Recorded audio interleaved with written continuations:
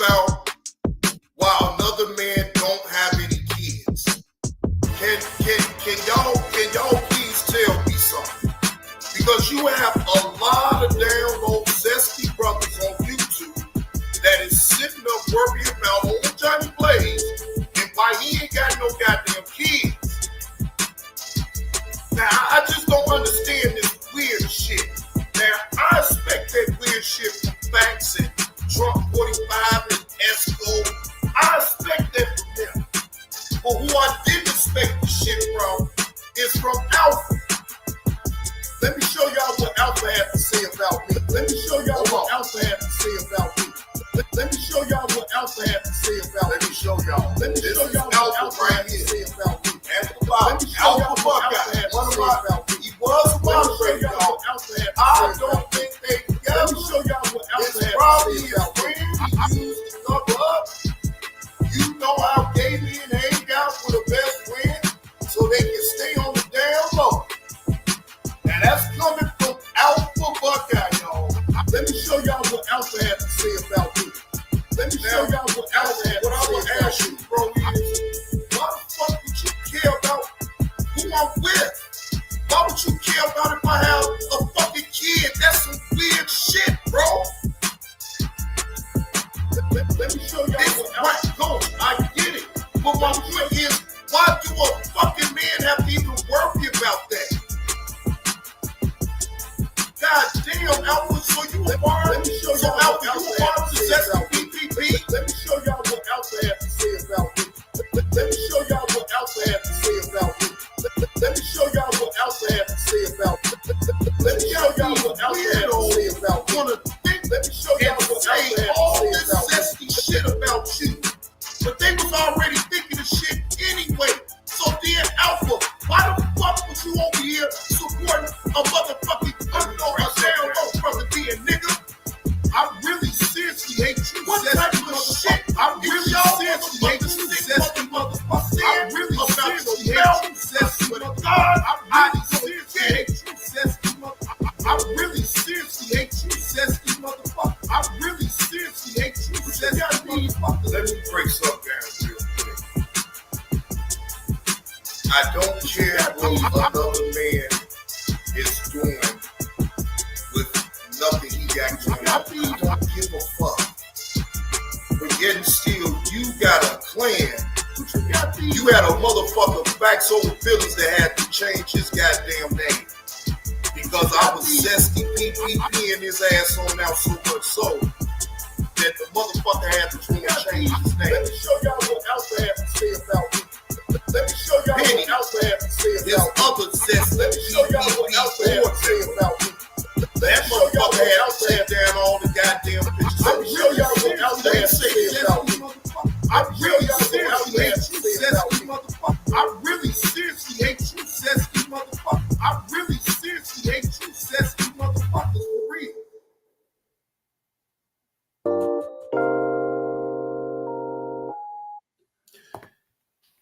Good afternoon, ladies and gentlemen. I see you in the building. Wolfpack Main, salute. Appreciate that. And Andreo D. Kimball, appreciate it as well.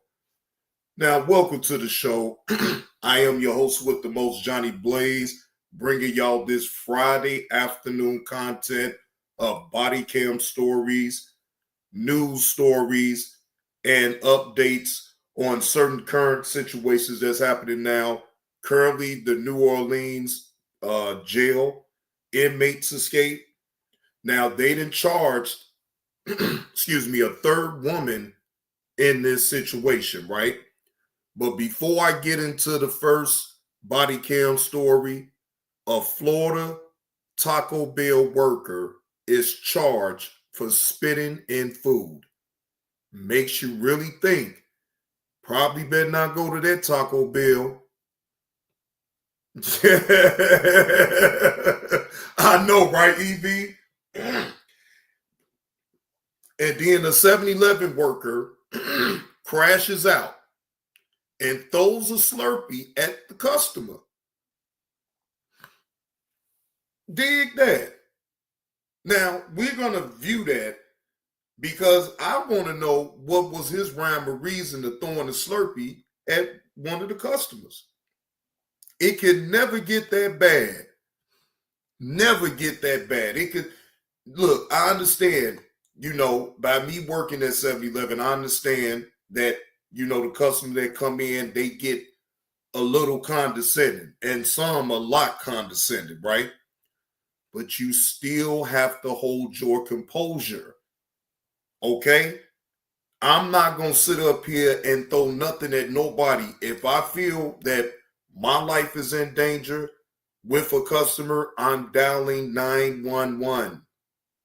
Even if it's a customer that irks me so, I know how to just walk away and leave the whole situation alone. Oh, I mistyped it. I put too many P's up in it. Hold on, I can change that right now. Hold on, let me take one of the P's out. All right, so.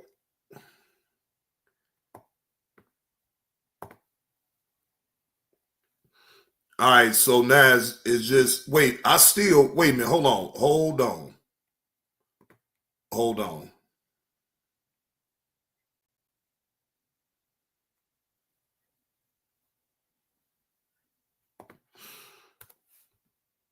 right, so I think I got that correct. Appreciate you correcting me on that, because I spelled it the way I wanted to spell it. So now it should be better. All right. So this is what I want to go over first, because remember that I said that the custodian worker that works inside of the in the jail cell in New Orleans, right? Remember that I said that they was using him as a scapegoat, right? Now, his lawyer, attorney for jail plumber, was Fall Guy in Orleans Escape. Now, this comes from WWL-TV. Fair use. This is for educational purposes only and to keep y'all apprised about the New Orleans prison break with 10 inmates.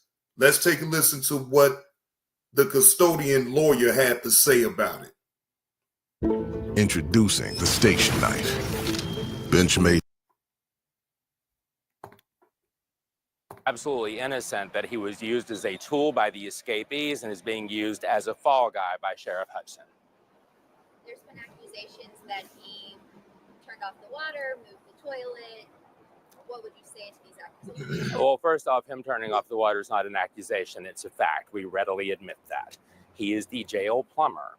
There was an overflowing toilet in what he tells me was a handicap stall that should not have been in use, nevertheless was open, and this toilet apparatus was clogged and spilling out into the floor. He was told by a deputy there was no work order. He asked, and the deputy convinced him that as he was there, could he just look at it? He assessed the situation, determined he would have to shut off the water to fix it, which he did in his role as jail plumber. What has your client said about the threats that he may or may not have received from? That is a complete mischaracterization by law enforcement. Mr. Williams had a passing exchange with one of the inmates wherein he was assessing the toilet, made the determination he needed to turn off the water. The inmate, as he was there, happened to say something about shanking him. He didn't take this as a threat. He wasn't acting out of fear. He was taking this as normal jailhouse banter. He reported it during his interview with law enforcement because it is a fact that happened. But certainly, as lawyers and journalists both know, not all facts lead somewhere. He stated it as a fact, which it was. The fact that law enforcement has now tried to jump on that and make that his reason for conspiring, I suppose, is nothing more than a fallacy. Look, again, I don't know how long this man has been working in the jail cell, y'all, but in just my opinion and the way things were shaking, right? This man was doing his job at the jail cell to make sure that things is functioning on the normal, right? What's going on, Law? I see you in the building, all truly well. Now, you have to wonder to yourself, unless that inmate that so-called threatened him, and even if he threatened him, right? All that custodian, the custodian worker had to do is just report it, and that would have been the end of it. If he's been working in that jail cell for more than a couple years, maybe 3, then he's already used to the things that comes up out these convicts' mouth in jail. So you mean to tell me it took that situation, him doing his job and getting threatened, but if he was already in process of even doing the work and having to shut the water off so he can fix the toilet overflowing, then how is it not one time have y'all heard them say that he had any type of contact with any one of the escaped prisoners other than that conversation with one saying that he was going to shank him?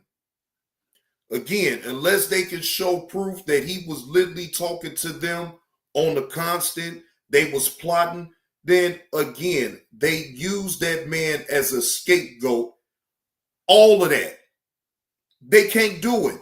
And again, I hope his lawyer most definitely get him off, because to me, it is unfair to have that man that put blood, sweat, and tears in doing things up in that jail cell as far as to make sure that it's clean, make sure that things is working properly. You got this man sitting up in jail, all account of a misunderstanding. You wanted to charge this man, but you steady charging other people that actually was in conversation with the inmates. That one conversation made him conspire to help them break up out of jail. No, I never believed that.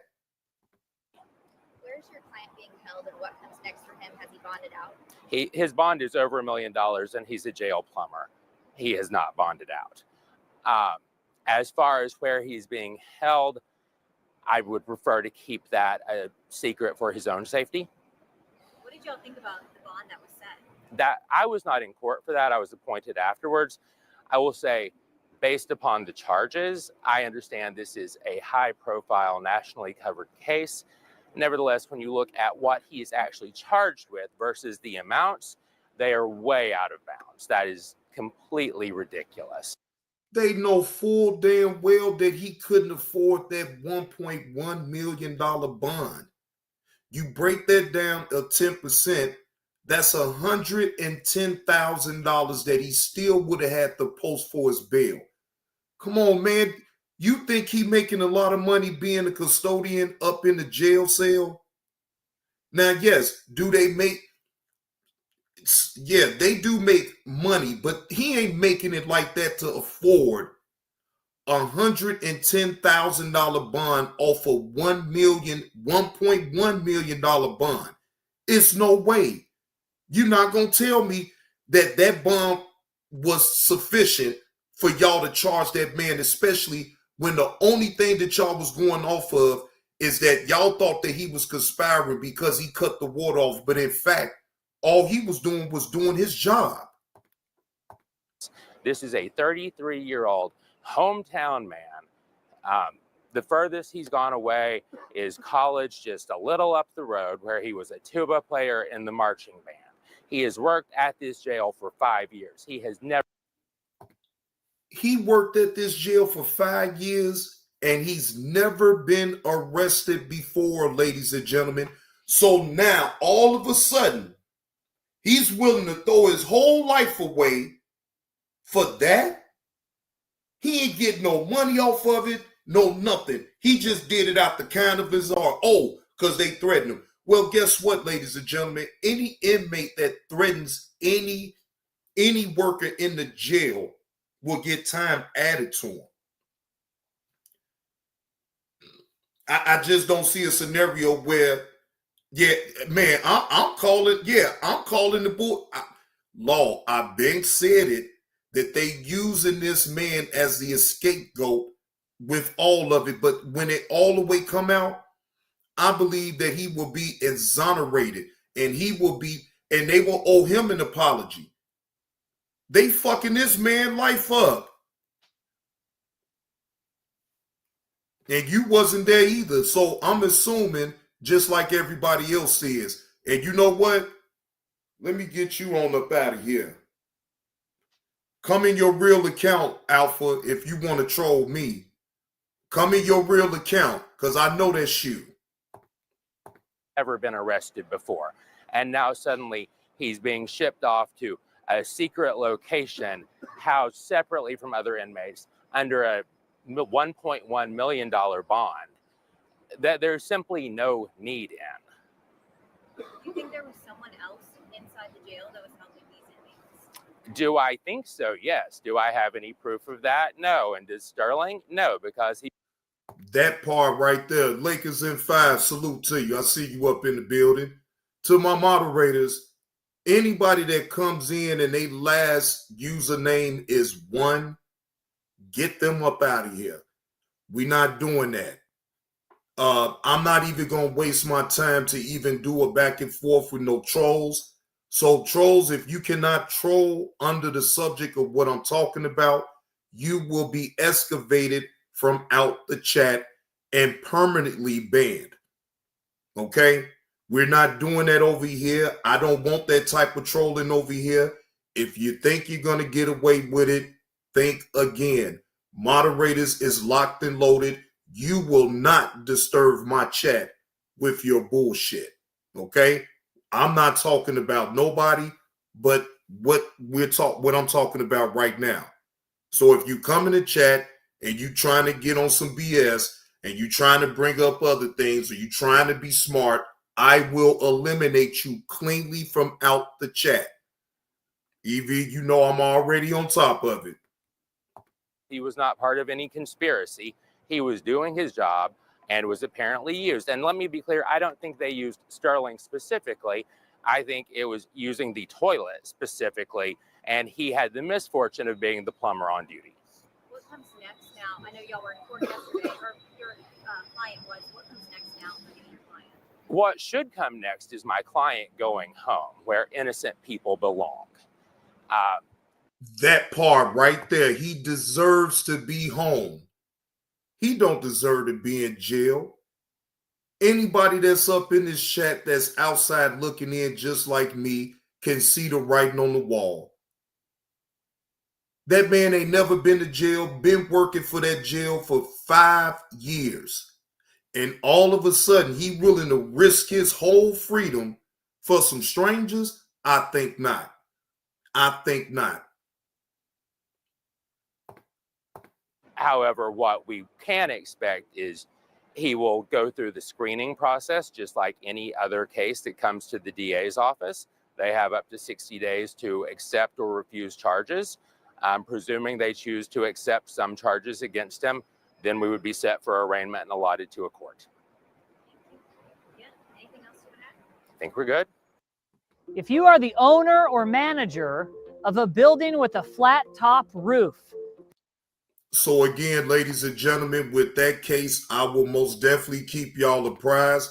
Now, it is another, like I told y'all before, it was another woman that was implicated in aiding the in one of the inmates in the New Orleans jail. All right. Third woman accused in New Orleans jail escaped. Here's the latest with this. And new tonight, another person has been arrested for allegedly helping an Orleans Parish inmate escape after his escape. That is as we near a full week since that jailbreak. And with no other escapees found today, we're combing through video evidence to track their movements. Good evening, and thanks for joining us. I'm Devin Bartolotta. And I'm Sharice Gibson. 5 of those 10 inmates are still on the loose tonight. As we learn more about a Slidell woman now in custody, she becomes the 4th to face charges. That includes a maintenance worker at the jail and 2 other women also accused of helping after they made it past OJC's walls. Lily Cummings joins us in studio now with more on these breaking developments. Lily, what can you tell us? Well, Devin and Sharice, less than an hour ago, we learned that 59-year-old Connie Whedon of Slidell was arrested. Officials say she was in contact with Jermaine Donald before and after the escape. They also believe she gave him cash and a cell. So, dig this, y'all. They quickly got the custodian, Mr. Williams, right? But look at how many other people they was able to connect in the escape of the 10 inmates up in the New Orleans jail. Connie Whedon, 59 years old, allegedly helped Jermaine Donald. Donald is still one of the inmates that's still on the run. He has not been caught yet. Now, they did put a $20,000 reward on now for any information leading up to Jermaine Donald being arrested. Cell phone. Right now, Donald is one of those 5 inmates still on the run. Meanwhile, bond was set to. Wait a minute. You said, Law, did you hear Derrick Grove's story? No, I haven't heard it yet. I must have missed it then, Law. If you got it, just tag me up in it. And the next time I go live, I'll break it down. But I'm like on a time restraint, so I'm trying to get through all of what I'm going to talk about right now. And then the next live, what I have a little bit more time to kind of elaborate and break it down a little bit. Today for 2 others arrested earlier this week. I spent time this evening looking deeper into their connection to the inmates they helped.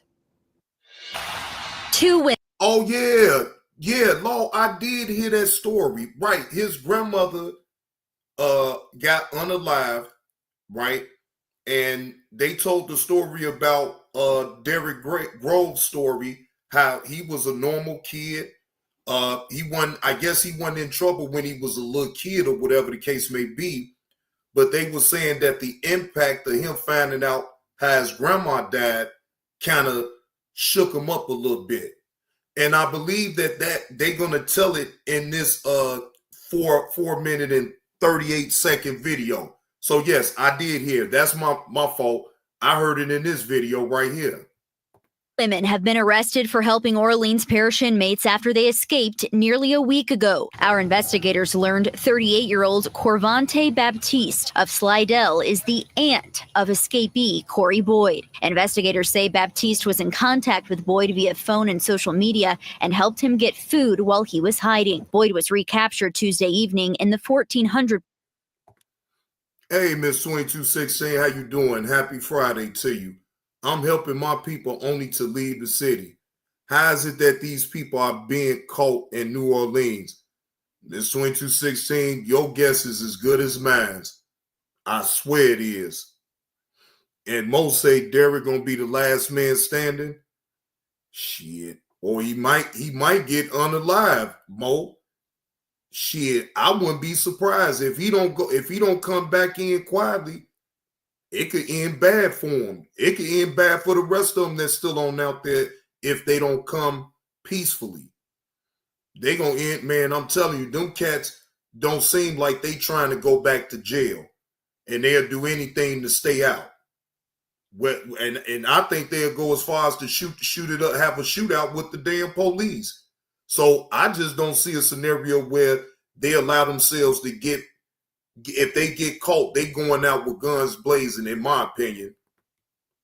Block of Iberville. We've now learned that the apartment he was found in belonged to his grandmother. but she claims she didn't know he was there. Boyd's grandmother has not been arrested and so far faces no charges. Meanwhile, 32-year-old Courtney Harris's connection to the two inmates she's accused of helping remains a mystery. State police say she drove them around New Orleans and was in contact with one over the phone. Court records show she helped Leo Tate and Jermaine Donald, who are still on the run. Now authorities say both women are booked in the Plaquemines Parish Jail. On Thursday, via video call, they learned their bonds: $1 million for Baptiste and $2.5 million for Harris. Now, I don't object to them getting that type of bond because they aiding and abetting with criminals already in jail to escape the jail cell. So I expect them to give them a high bond, but not the custodian worker. If they can't really prove that he conspired to help them leave that jail cell, I'm telling you, not only would they have to apologize to that man, but he will be liable to file a lawsuit against the New Orleans jail for wrongful imprisonment, and for two, they putting his job at risk with all this shit right here. They face one felony count each of accessories after the fact. And we are working to learn more about that latest arrest. But for anyone convicted of accessory after the fact, they could be fined up to $500 and face up to 5 years in prison. Sharice. Lily, thank you. Meanwhile, for investigators, it is a race to sift through this evidence, hoping something will hold clues to where those inmates who are still out might be. Yeah, from street cameras to residential surveillance, our Eleanor Tabone puts together a timeline of the movements we know so far. Authorities say at 12:22 in the morning, inmates with law, this type of thing can very much damage his career at that jail. Now, even if, and I'm going to be honest, even if they do find him innocent of any wrongdoing, the damage is done.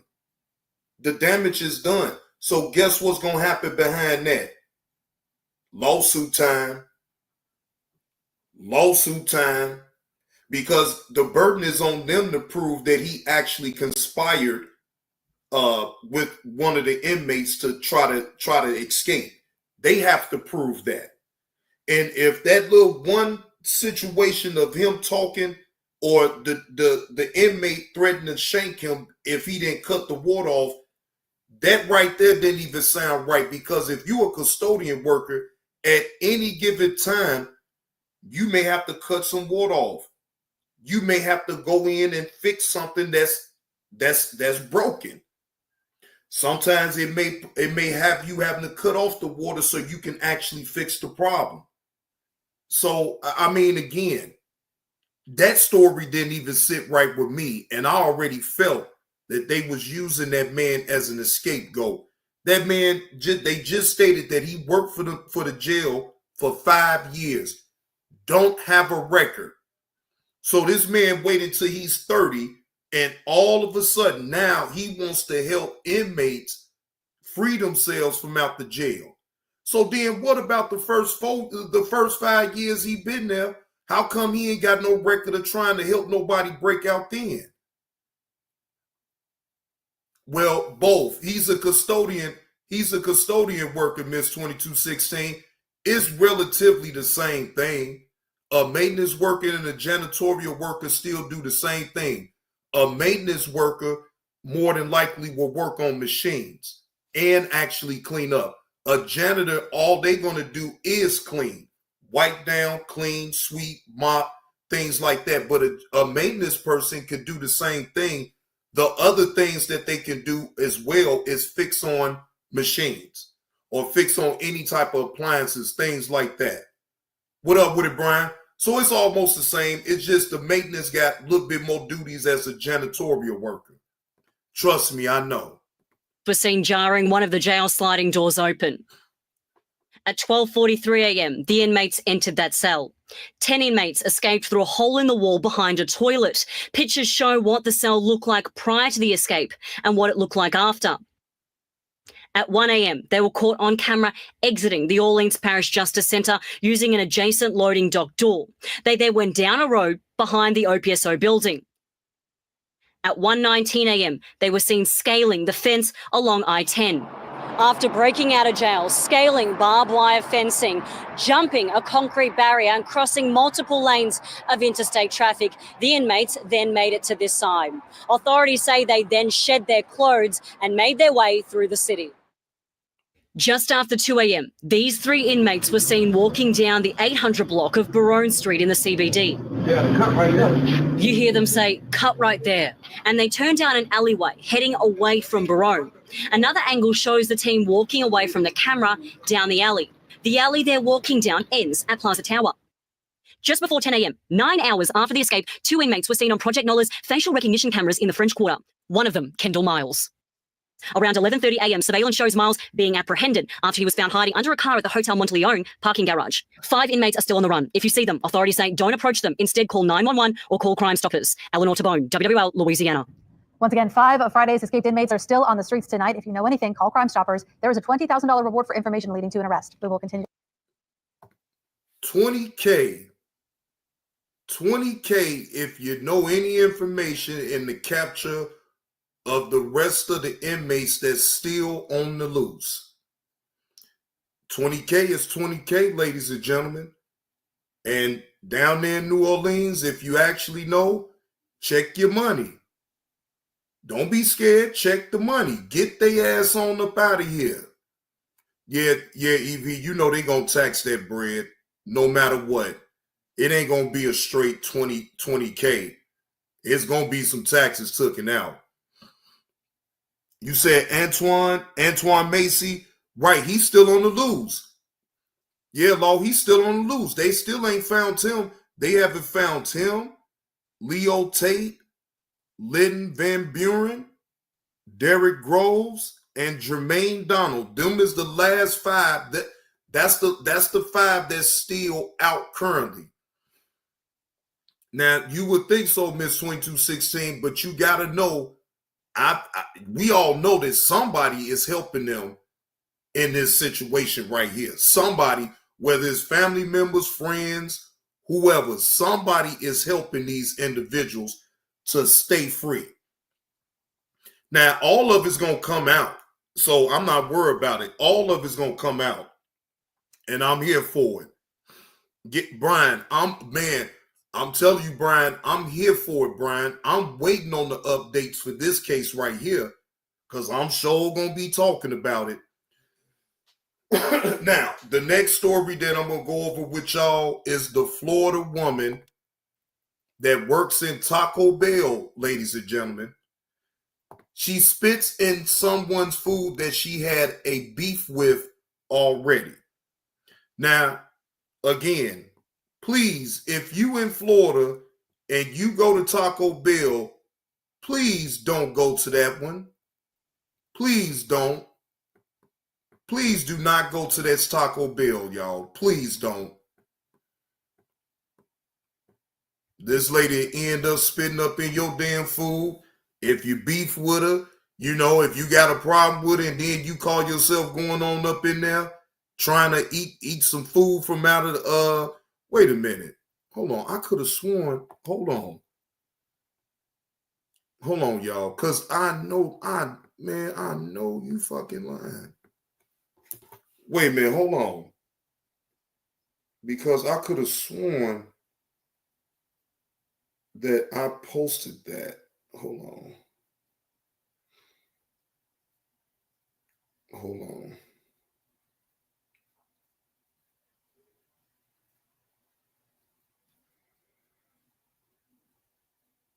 All right, so, okay, it should be, let me go out of this real quick.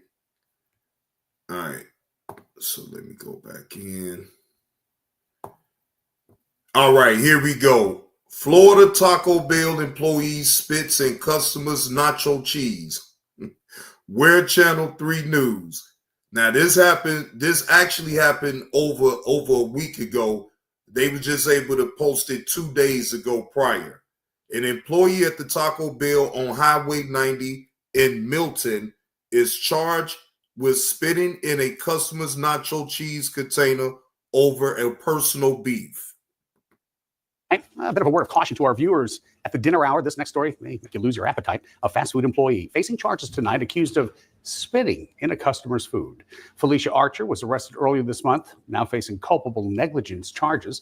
Milton police say it happened at the Taco Bell on Highway 90 in Milton. WEAR's Karis Harmon joins us now, and Karis Police Chief Jennifer Frank says surveillance cameras captured Archer spitting in the food. Yeah, that's right. And I spoke with the victim today. She tells me she's just glad she double-checked her food before eating it. Kristen Royal was picked. So what I want to know, this is what I want to know, y'all. The woman that went up in this Taco Bell, did she or did she not know that the woman that she didn't got into it with works there? Because me personally, I ain't gonna go to no restaurant that I know for a fact that I did beef with another man and I know he works at that restaurant. Man, that set myself up for the bullshit. Hey, Trilly, happy Friday to you. Hope all is well. That's the only thing that I would want to know. I would want to know, and I think the reason why she checked her food, Miss 2216, is because she knew that woman that worked there, that she didn't had a disagreement with, and they got a personal back and forth or whatever. Why even buy food up out of there in the first place? That's my thing. I'm not gonna go to no restaurant where I know I didn't beef with somebody, but they work there. But I'm going to still buy some food up out of there. I ain't trusting them at all. Picking up food with her roommate at the Taco Bell on Highway 90 in Milton on May 6th. But when they got the food, they realized they got more than the 10-piece nuggets and nacho fries that they ordered. This looks like spit. This is spit. Who the hell spits in somebody's nacho cheese? I was livid. This is very unique. Milton police arrested Felicia Archer after they say she was caught on surveillance camera spitting in Royal's food. Full surveillance. That's dumb as hell. Wait a minute. Wait. Don't everybody know it's cameras everywhere, even in these fast food restaurants? And you that bold to get caught on camera because of the hate that you had for this individual, to not only lose your job, but go to jail. That to me is dumb. That's dumb. I'm not about to risk where I get my income to take care of me and mine's all accounted because I'm into it with somebody, but I'm going to go ahead and spit in their food to get back at them. This ain't, man. Look, I'm glad that I know how to cook, because I don't strictly depend on no restaurant food at all. But this will make you think right here, ladies and gentlemen. If I were y'all, this is just a suggestion. Look, I know we have times that we don't feel like cooking and we choose the easy way by going to a fast food restaurant to get us something to eat, right? I would advise y'all to fight through that laziness and still cook. Seeing situations like this, man, make me so glad that I know how to cook and I don't lean on fast food restaurants as hard as I maybe used to when I was in my 20s, when I didn't give a damn about trying to cook.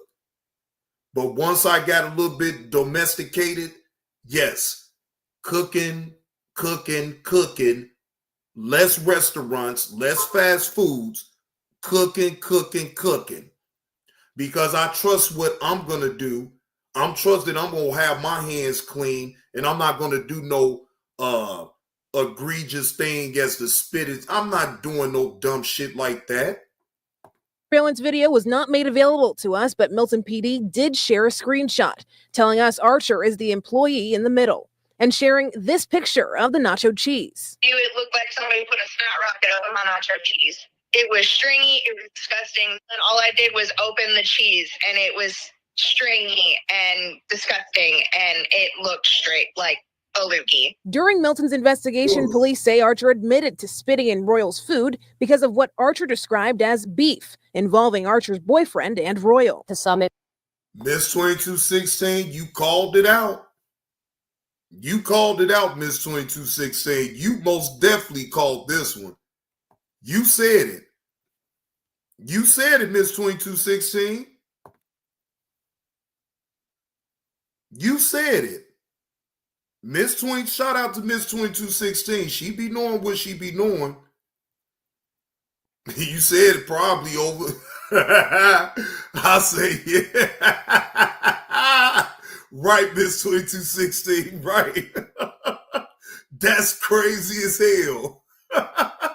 It may not seem like a serious crime. It's certainly something that Milton wants to pay attention to, right? We all want to know that we can go to our local establishments and feel safe and know that the food that we're getting is something that's appropriate. Chief Frank says Archer is banned from the property, and Royal says she's also facing consequences. She was an employee at the Taco Bell prior to this incident, working the day shift while she says Archer was on nights. The only excuse I was given when I was told to bring my uniform in to get my last check was that it was all over social media, which was against Taco Bell policy. Mind you, was not my doing.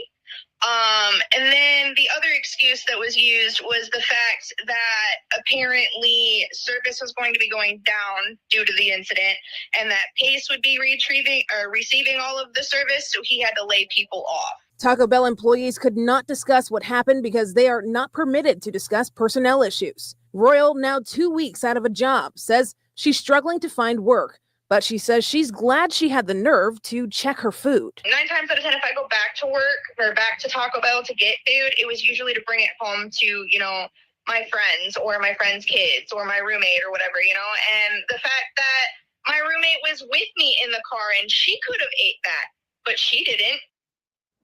Now, the case is already closed. Archer was in court today where she pleaded no contest. She was found guilty and sentenced to 6 months probation. In the studio, Karis Harm. Damn, that's all she got was 6 months of probation? If that ain't a slap on the wrist, I don't know what is. I feel like she should have got a little bit more time. She should have did some type of jail time and been on probation.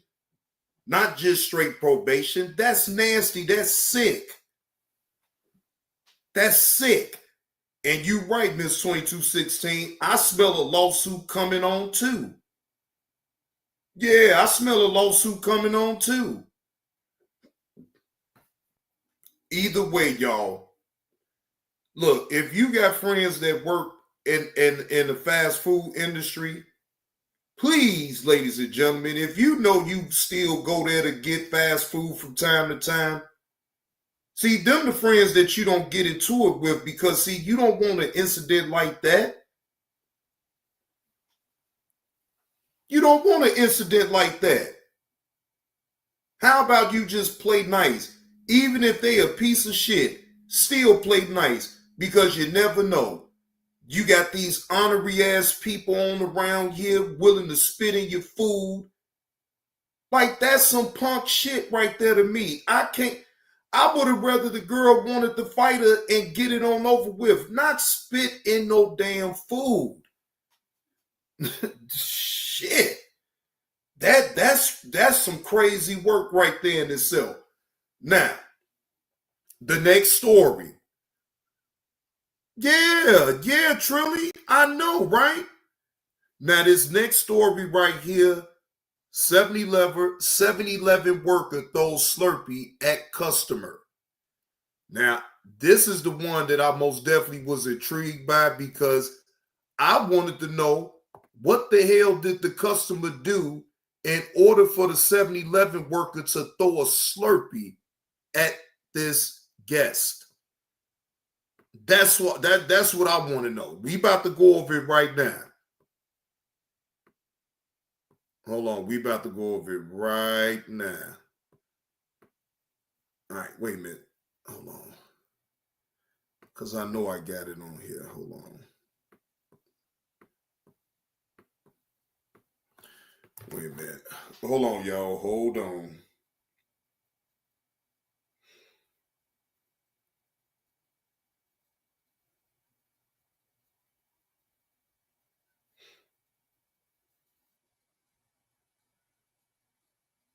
I could have sworn. Wait a minute. Hold on.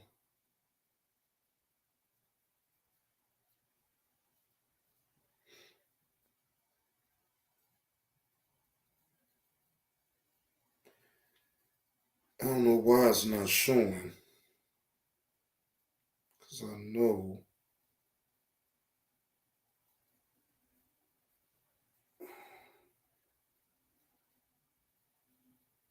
Wait, I did post it up. Why did it do that? Damn, I did post it and they took the video down. Why did they take the video down? Made me feel like I'm crazy.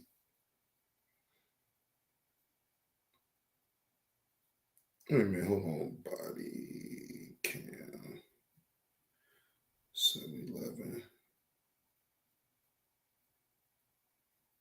worker throws slurpie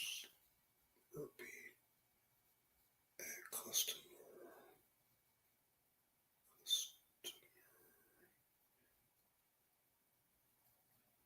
All right, I'm gonna find it. I don't know why they took it down, because I mean, I just had saw the story and I posted it up on my community wall, and now all of a sudden the whole story is gone. Okay, well, that story could be gone. Now we already just synced that one, so I ain't gonna worry about that one. All right. Well, that story for some odd reason is gone from off my community wall. I don't know why they took it down, because that video is completely gone. So I don't worry about that one, y'all. I will make it up on the next show to be able to find that one. I don't know why they completely took the video down. They took, you know what? It's a lot of these, just saying, right? It's a lot of these bigger channels, right, that is getting clapped because of certain type of content that they putting out. I don't look, YouTube ain't playing. That's all I know. So while people be sitting up here thinking that it's actually individuals just flagging a channel or whatever the case may be, no, it is YouTube. YouTube is really coming in and trying to clean up a whole lot of people and with the content that they are putting on out there. So wait a minute. Now this story right here is something else in itself, y'all. Now, when a predator realized he's been caught. Now I saw, and shout out to Letitia's Third Eye Point of View. I saw when she posted this, and I'm like, oh no, we got to talk about this sick bastard right here. Yeah, they took the video down. Yup, they took the video down. Yup, I know I put it on up here. I'm just trying to figure out why did they take it down. See, here go the video. I posted it up two hours ago, y'all. It's right here. See how the video, they say the video isn't publicly available.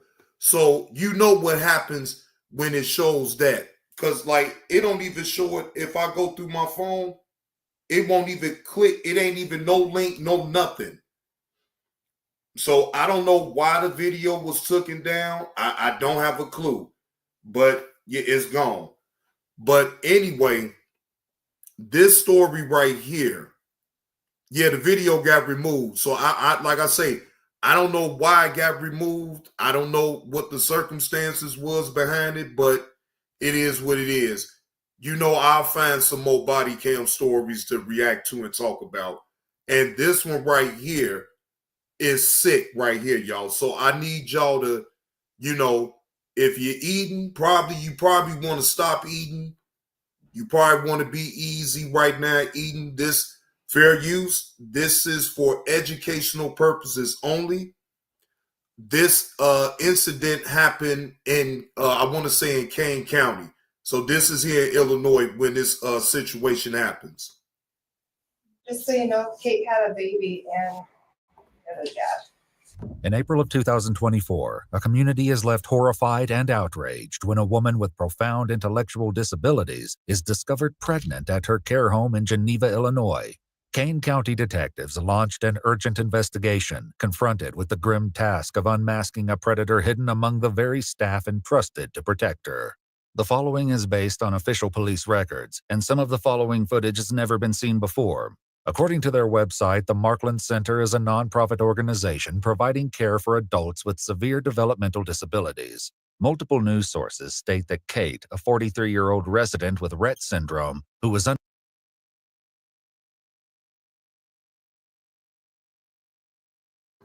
All right. Now, the lady that was a resident in this facility was 43. Now, as y'all can see, she had Rett syndrome, a rare genetic, neurological, and developmental disorder that affects the way the brain develops. unable to speak, stand, or use her hands, was discovered pregnant during routine medical tests. So she couldn't talk, move her hands, or even stand up. Think about that, ladies and gentlemen. She couldn't move her hands, she couldn't talk, and she couldn't stand up. Sad. Investigators with the Kane County Sheriff's Department compiled a list of all male employees who had access to her in late summer 2023, interviewing each one and collecting DNA samples. Hey, Nurse Petty, what's the word? I see you up in the building. All right, I'm going to try to get you through the rest of your workday then, Nurse Petty. Good, yes. Sheriff's Department. Yes, I'm Brooke. This is Brandon. We're both. Come on. I want to move this along because this is not the part. This is the part right here. How'd it go? Yeah, I was fighting in the Golden Gloves tournament. How'd it go? Pretty good. I lost by decision in the finals, but I was like I had him chicken legging, so okay. I'll see him again. All right, good. Good for you, man. Thank you. Yeah, it's awesome. After briefly meeting Isaiah's mother, they head to the basement to speak in private. So there was, an incident that happened there involving one of the residents. If you can just tell me kind of what when you worked there, what's the dates that you worked there? Like early August to definitely sometime in September. Okay, early September, late September, you think? I honestly don't remember. It was still warm outside, so okay, maybe early to mid-September. When you were working there? No, I don't want to hear none of this because that's the filibustering part right there. I don't want to hear none of that. That's not the part where I know for a fact that y'all want to hear. All right, so let me back it up right there. No, I can't go into details about that. Okay. I can't. Can I ask you about a certain individual that may have? Yeah. Isaiah Fields. That's who we just talked to. That's who we just talked to. Yeah. We just came back. Though the employee doesn't explain why he suspects him, after all the swabs are collected and processed, a DNA test comes back positive for 22-year-old Isaiah Fields. On May 10th, they did a DNA test of all the males in that facility that was around that lady, right? Look at this sick son of a bitch. And I want y'all to hear how he was praying to God, please, Father, in the name of Jesus, please forgive me, Father. Father, I'm so sorry. Please, Father, give me one more chance. Please, Father, please save me, Father. I fucked up, Father. This man was in the interrogation room calling out to Jesus, knowing what he had did anyway, and knowing that you giving them a swab of your DNA. And you didn't think that they was going to find out that you was the father of that baby? I want y'all to listen closely on how he calls on God, knowing that he did some despicable shit. Now, need I remind y'all, he's 22 years old, so he's a young cat.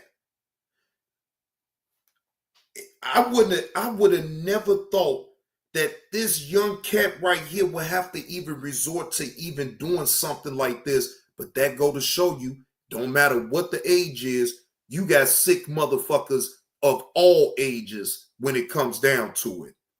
10th, 2024, he's brought into an interrogation where he waits for questioning to begin. Y'all listen to this. Yeah, these chains.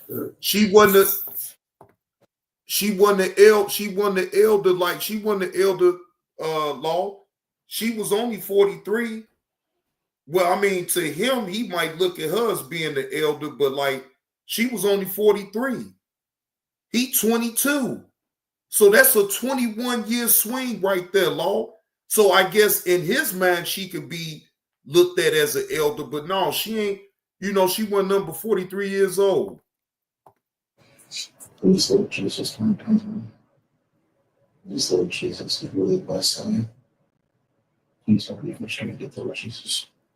Investigators enter and read his Miranda rights. Let me just start by asking, do you have any idea why you would be here right now? Okay, no clue? Okay. You know why I talked to you before, right, about the Markland stuff? So I never got any, you just told me it was a case of Markland. Okay. So what I would like to ask you, what we would like to know, if you could go over again, when you worked there for that just basically a month, wasn't that long, what your training was like and what it was like after training, like what your job duties were. If you can just go over that again, I would appreciate it. For most of the time that I was there, it was just training on like the weeks. We just sat in a room and watched videos all day. That was it. However, several employees who trained Isaiah gave a different account, explaining his duties went beyond watching training videos.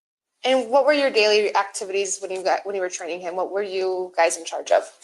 So we're in charge of doing the CNA work, so like getting them up, dressed, changed, and then transferring them to CDS, and then repositioning them, interacting with them, and then doing the same thing, changing them, and then sending them back home. You're training how to bathe, how to Yes. care for them. Yes. So that was part of his training as well. Yes. But he would have never been alone. No. Something like that. How do you bathe them? So we put them in a tub, and they have a chair, and they're completely, obviously, Submerged? No, Or- not oh, submerged. okay. No, they're the water is running, or they have what is it called? Like a faucet or a shower head. So you basically sit not like this, but a chair in a shower, and then you can take it off and spray them? Yeah. Okay. Okay, so at some point at the end of your training, were you not with the trainer anymore? Were you kind of on your own schedule during the day? I forget what they called it, but it was like a probationary period. Sure. So like you were always like with someone until you were like considered like an actual nurse. This account is consistent with what his trainers told investigators. Would you have left him alone, or anybody for that matter, alone for an extended period of time with the resident while they're on training? No. Are you leaving anybody alone, the trainees with the residents or anything like that? They're not supposed to be left alone with the residents. Let me speed it up some, y'all. Showing up late. I just like don't really like fit in too many people. Employees who trained Isaiah highlighted odd behavior he exhibited during his training. It's kind of odd. Okay. Just in general, just like very off. Anything that stuck out to you was odd or anything like that? He wouldn't listen. He would always question, oh, why do we have to do it that way? And it's like, you're in healthcare. It's like, there's specific ways to do certain things. Mm-hmm. He would like face toss some of the residents, and we have cameras in the classroom, and the angle of it all was just really bad.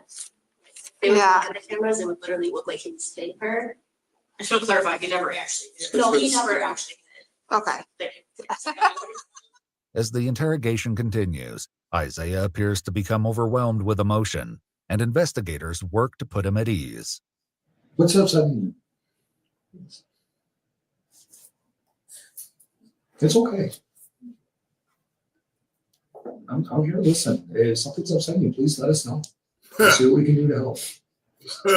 Not really like anything in particular. Just life's not easy, you know. I know. Boy, that guilt is eating him alive, ladies and gentlemen. Y'all hit that like button if you're picking up what old Johnny Blaze is putting down with these body cam stories. And if you're not subbed up to the channel, please subscribe up to the JB2 Reaction Show. All right? The guilt is eating him alive. He still ain't gonna tell on himself from what it seems like, but you can tell. Why are you crying if you did nothing wrong? Why do the detectives got to bring you tissue so you can blow your nose and wipe the tears from out of your eyes? Come on, man. You is a sick young puppy. For real. You are sick. You took advantage of a mental disabled woman. Boy, it's a special place for people like you. That's all. I get like gives us some curveballs sometimes. It's 24 time. I've never had the guidance of a man. My father died when I was really young. What the fuck they got to do with you taking advantage of a mentally disabled woman? Oh my gosh, no, he did not say this so crazy. What do your daddy not being in the house with you got anything to do with what's going on right now? Now you want to be a victim all of a sudden, but you took advantage of it and you knocked the woman up. I have no sympathy for you. No, I can't have no empathy for you. I damn sure don't have no sympathy for you. And you need to get stomped out. That's my opinion about you. You most definitely, sir, need to be stomped the fuck out. The fuck? Your daddy not being in the house with you since 10 got anything to do with your behavior as an adult? I've just never really had like proper guidance, you know. As one detective leaves the room to get Isaiah more water and a snack, the remaining investigator sits with him as his emotions continue to unravel. Take a breath. You're okay. Not gonna let anything happen to you. You're all right. And I'm really sorry to hear that about your dad and stuff, okay? But that's... Oh my God. Now look at this detective just pouring it on thick, ladies and gentlemen. He pouring it on thick because he want him to tell on himself. Oh my God. he hit him with the shoulder action. It's gonna be okay. I'm so sorry. Knowing damn well this detective don't give a fuck about his situation, about his daddy not being around since the age of 10. Y'all know damn well this detective don't give a fuck about that shit, man. He trying to get that motherfucker to tell some shit. I'm sorry. Look, he said, come here, I'm sorry. It takes a lot for you to sit here and allow yourself to have these feelings, you know, to allow yourself to have emotion. That can be a lot, especially in front of people you don't know. I'm not trying to be difficult. I just think it'll be within my best interest to give it to you. Oh my God. This the second body cam story that I done seen somebody actually say, I'm going to get a lawyer. I don't want to do no more talking. But your lawyer ain't going to be able to help you out in this situation. You did the right and wrong. So I don't know what your lawyer going to be able to do for you in this type of situation, but homie, you done. They gonna get you real good up in jail, boy. You sitting up here taking advantage of a mentally disabled woman, and then you knock her up and get her pregnant? Oh man, please. Look, I swear people are waking up. They're starting to realize, don't sit up and talk to these damn detectives and police. Shut your goddamn mouth and get with a lawyer. But in his situation right here, he did the right wrong. So it don't matter if he do get up with a lawyer. He gonna have to do some time behind this action right here. I can't ask you any more questions then. No, it's okay. I'll leave you at it. She'll give you. Go. I'm gonna tell him this. What's that? I'm reading them to tell. Yeah, you tell him. Yeah, whatever. Just so you know, Kate had a baby and had a dad. As investigators exit the room, Isaiah processes the gravity of the situation and the Whoa! She dropped the bomb on him. She dropped the bomb on him. Ah, baby. She dropped the bomb on him. Boom, boom. Now I want y'all to pay attention to this next part when they leave the room. All y'all is going to trip off the things that come up out of this young man's mouth once they leave the room. the consequences he's facing. My life is over. Such a idiot.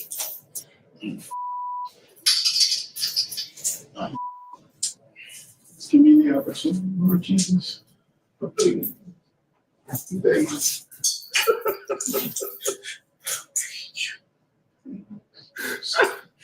give me one chance. That's all I have.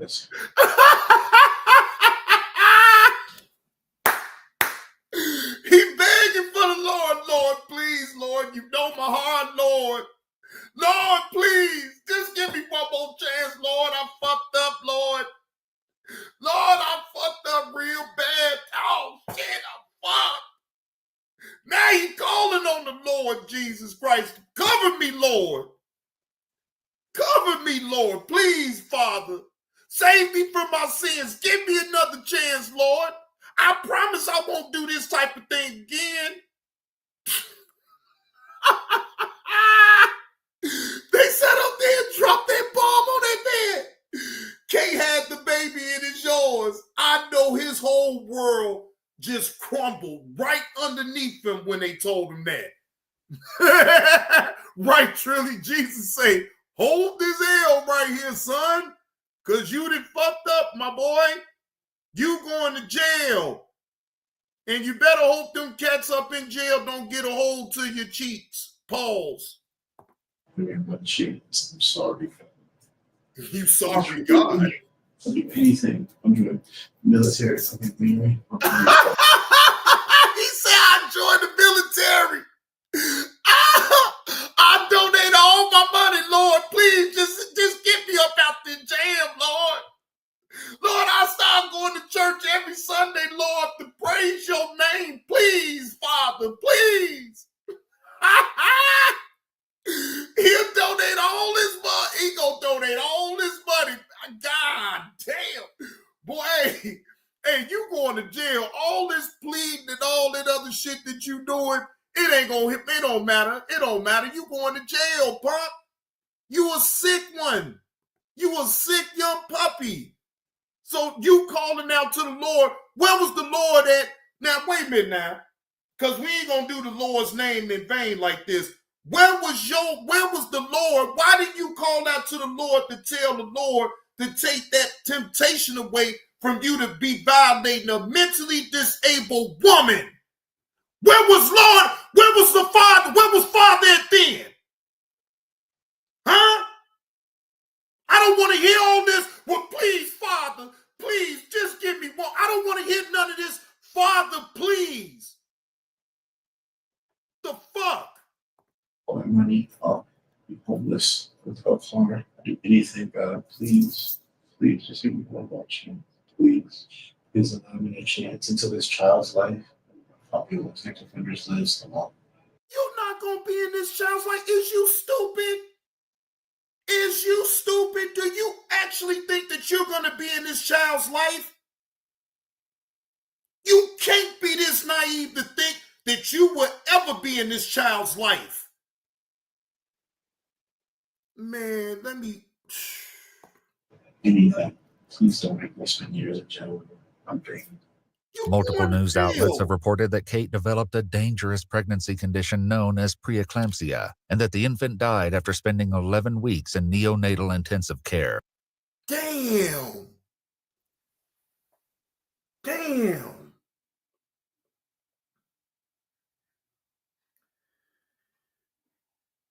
You got women that's on out here, y'all, that will relish the opportunity to be able to have a child. Now, again, she's mentally disabled, ladies and gentlemen. I wouldn't have never had thought in any type of scenario that someone would try to get her pregnant. Well, here we go right here. And that is man is sitting up here looking like a pathetic idiot. A pathetic idiot. Calling out to God in vain. You didn't call out to the Lord to tell him to take that temptation away from you to even touch that woman. Knowing full well that she didn't have all her faculties with her. You knew. And you took advantage of it. However, we've not been able to independently confirm these reports. According to an official press release from the state attorney's office, on January 14, 2025, Isaiah Fields pled guilty to aggravated criminal sexual assault and was sentenced to 25 years imprisonment in the Illinois Department of Corrections, with 308 days credited for time spent in the Kane County Jail. In addition, Isaiah must register for life as a sexual offender in accordance with... Now, once he get out of jail, ladies and gentlemen, he has to automatically register as a sex offender. And this is for the, yes, this is in Illinois law. He in Kane County. And guess what? This is for the rest of his life. This is for the rest of his life. That's only a year. That's only a year, Trilly. So he still got 24 more years to go. But just think about that part. Once he get out, he has to register as a sex offender and will be on the registry list for the remainder of his life. He got 25 years. They credit him 308 days in Kane County, Nurse Petty. So in total, it was 25. They gave him credit for 1 year because he was still locked down in Kane County. So you might as well say they're going to give him 24 years. Because if they're going to credit him the 308 days that he's been in Kane County, then you might as well just say 24 years. He got to go to, man, he got to go to PC law. He got to go to PC. Boy, just imagine that fatal mistake that this young man made. Look at how his life gonna turn out. People are gonna be looking at this man weird as shit because once they find out that he on a registry, a sex registry, and he ain't no way he's getting off. He will be on that sex registry, ladies and gentlemen, for the rest of his life. Sick motherfucker.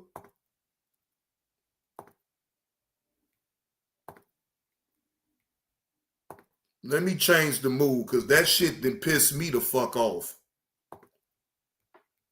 That literally pissed me the fuck off. That's the motherfucker that needed to be stripped down and beat with poles and sticks and been poured beer all over that motherfucker right there. Shit, fuck a motherfucker calling me a damn nigga. That he deserves that shit.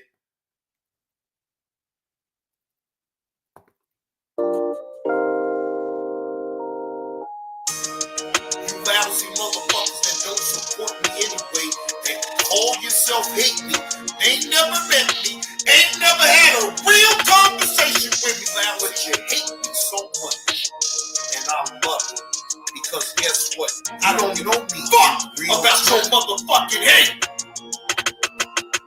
You don't know me in real time, lousy. You only know the persona that what I portray on YouTube. You don't know me in real life, and I don't know you in real life. I will never disrespect you and call you out your name. And I never did. But everybody else does, and you accept that. I don't disrespect you. I get loud. So fucking what? You lousy motherfucker. So? You lousy motherfucker. I'm not no quiet-spoken individual. I get loud from time to time. That's me.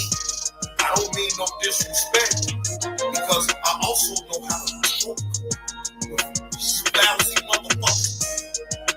I also know how to temper myself down. But what I don't allow in my spirit is bullshit. shit. You lousy mother. That's what I don't tolerate. I don't tolerate bullshit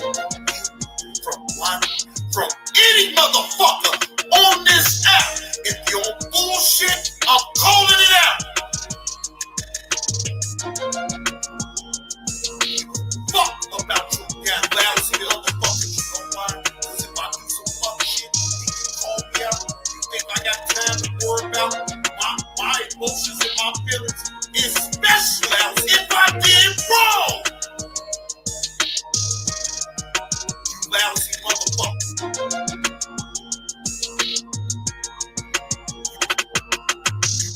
A motherfucker can't ever say this out. I don't take accountability for my actions. You lousy mother. Nobody. You got these stupid motherfuckers sitting up here talking about I quit my job at 7-Eleven. Motherfucker, have proved it. Prove that I quit my fucking job at 7-Eleven. You lousy. What the fuck is y'all really talking about here?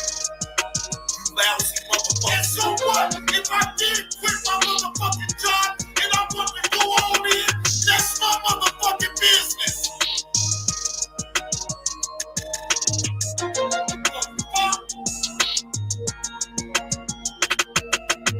Lousy motherfuckers that don't support me anyway and call yourself hate me.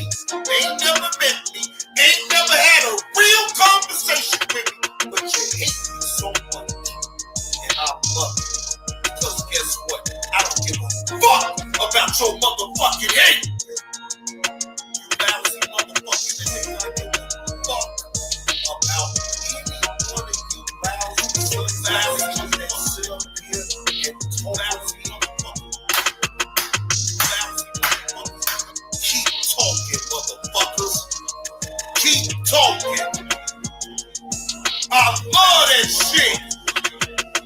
Now, why you lousy motherfuckers wake up thinking about lousy motherfuckers that don't support you. You lousy motherfuckers that don't support me anyway and call yourself hate. I ain't never met me, ain't never had a real conversation with me, but you hate me so much. And I love you. Because guess what? I don't give motherfuckers. Got all of you. All of you around them. You lousy motherfuckers that don't support me anyway and call yourself hate. Now, let me get on Alpha Buckeye real quick. Because, see, Alpha, I know you lurking in the clouds because you can't type up in the chat. Sir, I'm not the one that initially had a problem with you. But, see, I know your game, and I know what you be doing in other people's chats. You like to stir up the pot to see what will stick. You throwing an accusation out there to say that Keep the Change pays me to report on G Money is, for one, you just talking, right? And for two, how do you know if she ever gave me any money to report on anything? See, you lousy people come with so much hate. You expose yourself. You really do. You sitting up here talking about,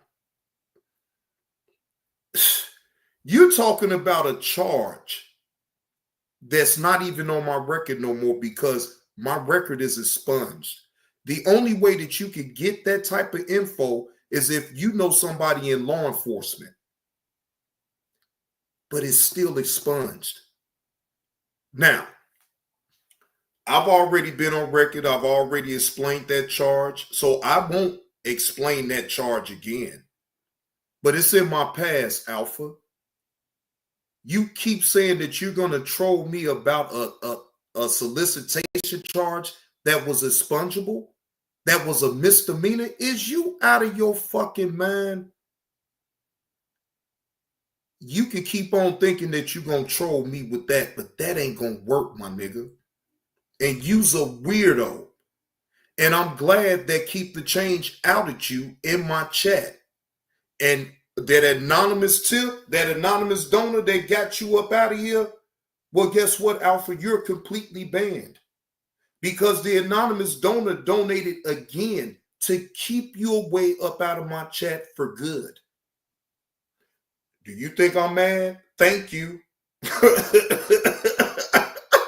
And I bet you will never know who, because I don't even know. They came up anonymous and they completely banned you from out of the chat. Completely. So, do you think your words or what you type up in the chat really affected me when I'm getting money to keep you out of the chat? I'm laughing at you, my nigga. I'm laughing at you. You told allow me so I can get charged up and get the snapping out and wigging out about what you said. My nigga, I know what you do. I know that you is an antagonizer. You is an instigator. You like to stir up the pot. So you think that I'm going to fall for your game? No. And nobody over here is going to fall for your bullshit. Now, everybody else may allow you to do the shit that you do up in their chats, but not me. I don't deal with fools that sit up here. You want to support me 1 minute, but as soon as somebody else gets you up out of here, never had an issue with you. All I said was, if you gonna lie on my name, then stay the fuck away from me. And I said it with respect. But see, you want disrespect. You want drama. Sorry, sir. I can't give it to you. And I'm not going to give you the drama.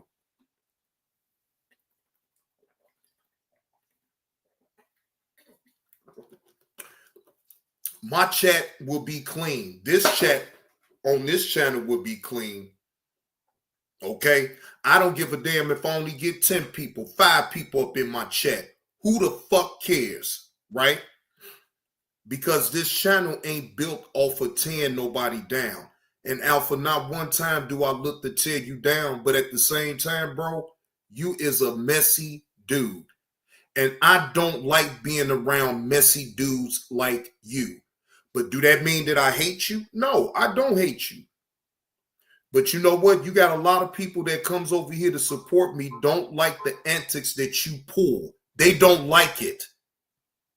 And guess what? They have every right to sit up here and get you the hell up out of here. Appreciate that slap on the neck. Appreciate that slap on the neck, Nurse Patty. Appreciate that slap on the neck. Y'all make sure to hit that like button. I don't know why these people be really wanting me to come out my bag and turn back into the 7-Eleven goon. But that switch is off. And it ain't coming back on because of the fuck you say. Who the fuck is you? Who are you? I don't even know how the fuck you look. None of that. You think I'm about to entertain anything that you have to say about me? You the one that's butthurt that you can't type up in my chat no more. And moving forward, you will never be able to type up in my chat. Because see, Alpha, the way I see you is that you is a miserable son of a bitch that sits online to get attention from men. Sir, that is weird. I am not looking to search for another man's attention so much so that I got to say the most outlandish lies and I got to sit up here and say the most outlandish shit up out my mouth for you to try to get my attention. This is the only attention that you're going to get, Alpha. And guess what? Any troll account that I think you come up in here in my chat, immediately you will be gone. I'm not going to raise my blood pressure up. I'm not going to do none of that shit. You will be gone.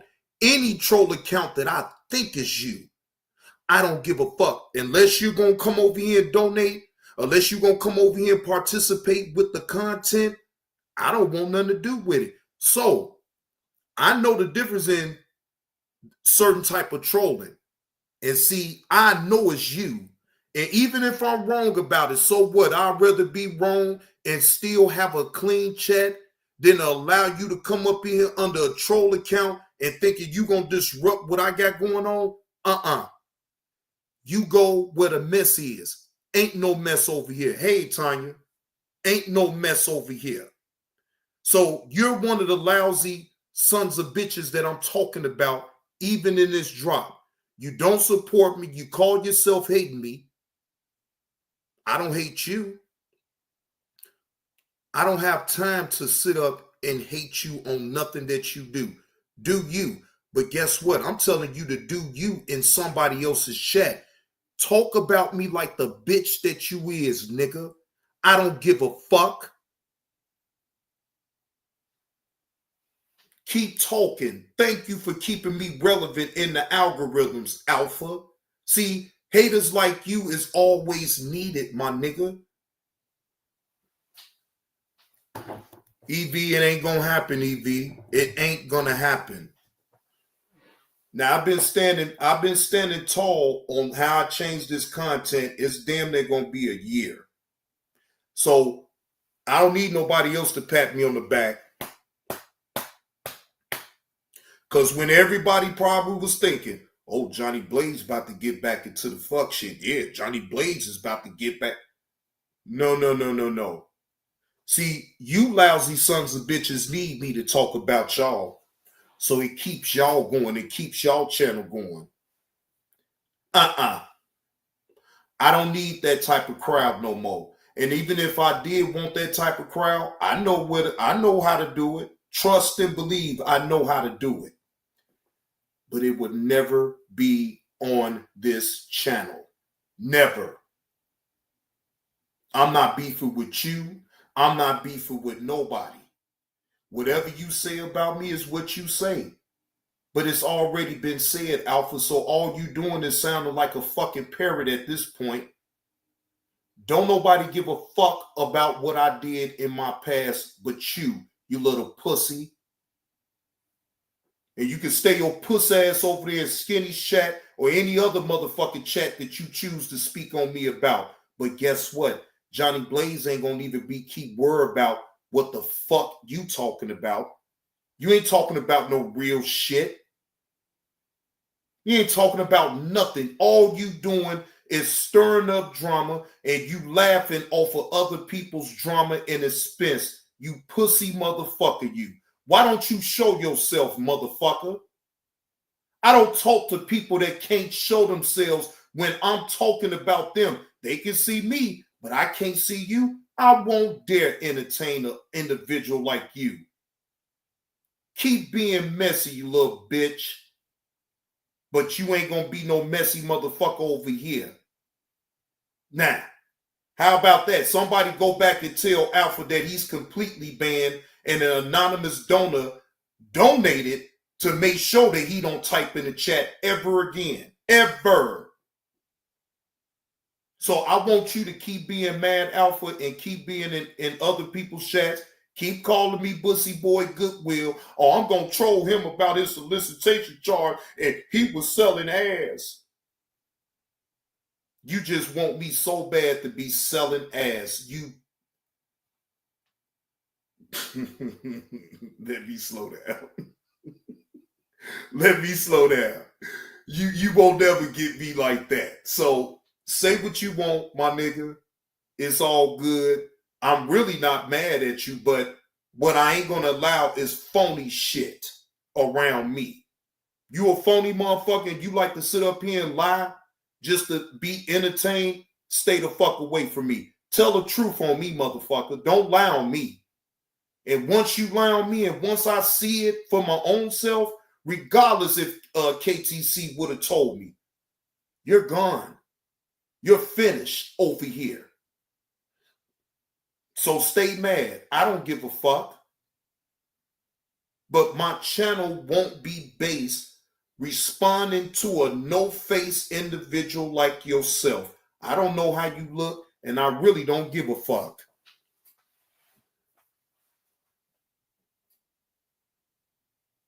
So, I have landed my plane. Enough of that alpha Buckeye individual. I said what I need to say and I can move on, right? But with that being said, ladies and gentlemen, like I said, I'm on a time restraint because I do have other things going on. If y'all want to make it worth my while to stay live a little bit longer, here's y'all chance. Make it worth my while to stay live a little bit longer. If not, I will conclude the show. And I got some other topics that I am going to talk about. Fat Joe and Jadakiss calls out Charlemagne the God. That will be another show right there in itself, because I have the video of Fat Joe and Jadakiss having a conversation about the things that come out of Charlemagne's mouth. And you know how Charlemagne is. I can agree with certain things he do, but we all know Charlemagne is a total clown and he is a straight biatch. Because when confronted with any entertainer, whether it's rap, sports, whatever, he gets pressed, he folds up like a goddamn lawn chair. Yeah, Remy, you said Remy Ma and right, Evie, that right there.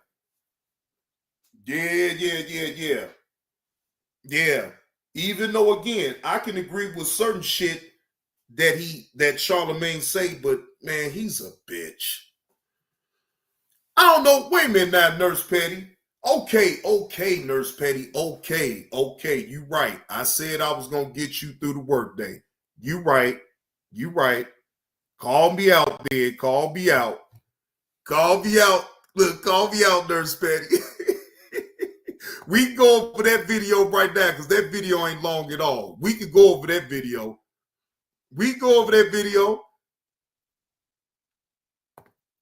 It's time restraint, but I can go over that video. I ain't got no problem. Look, I ain't got no problem. Look, I got you, Nurse Petty. We about to go over this right now. Fat Joe and Jadakiss calls out Charlemagne the God. All right. So fair use, this right here is for entertainment purposes only. I'm solely giving my reaction to what Fat Joe and Jadakiss have to say about Charlemagne the God. 30 years, I've been telling my stories in the studios or with friends, and I've been telling people, yo, turn the cameras off. Yo, turn your phone off. It's strictly for us. Or for 1 week of podcast, I turned into the Wendy Williams of podcast. I just got to be honest with you. Damn. I never knew. What am I supposed to do?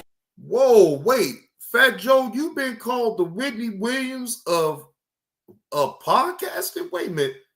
Now, why would people call you the Whitney Williams?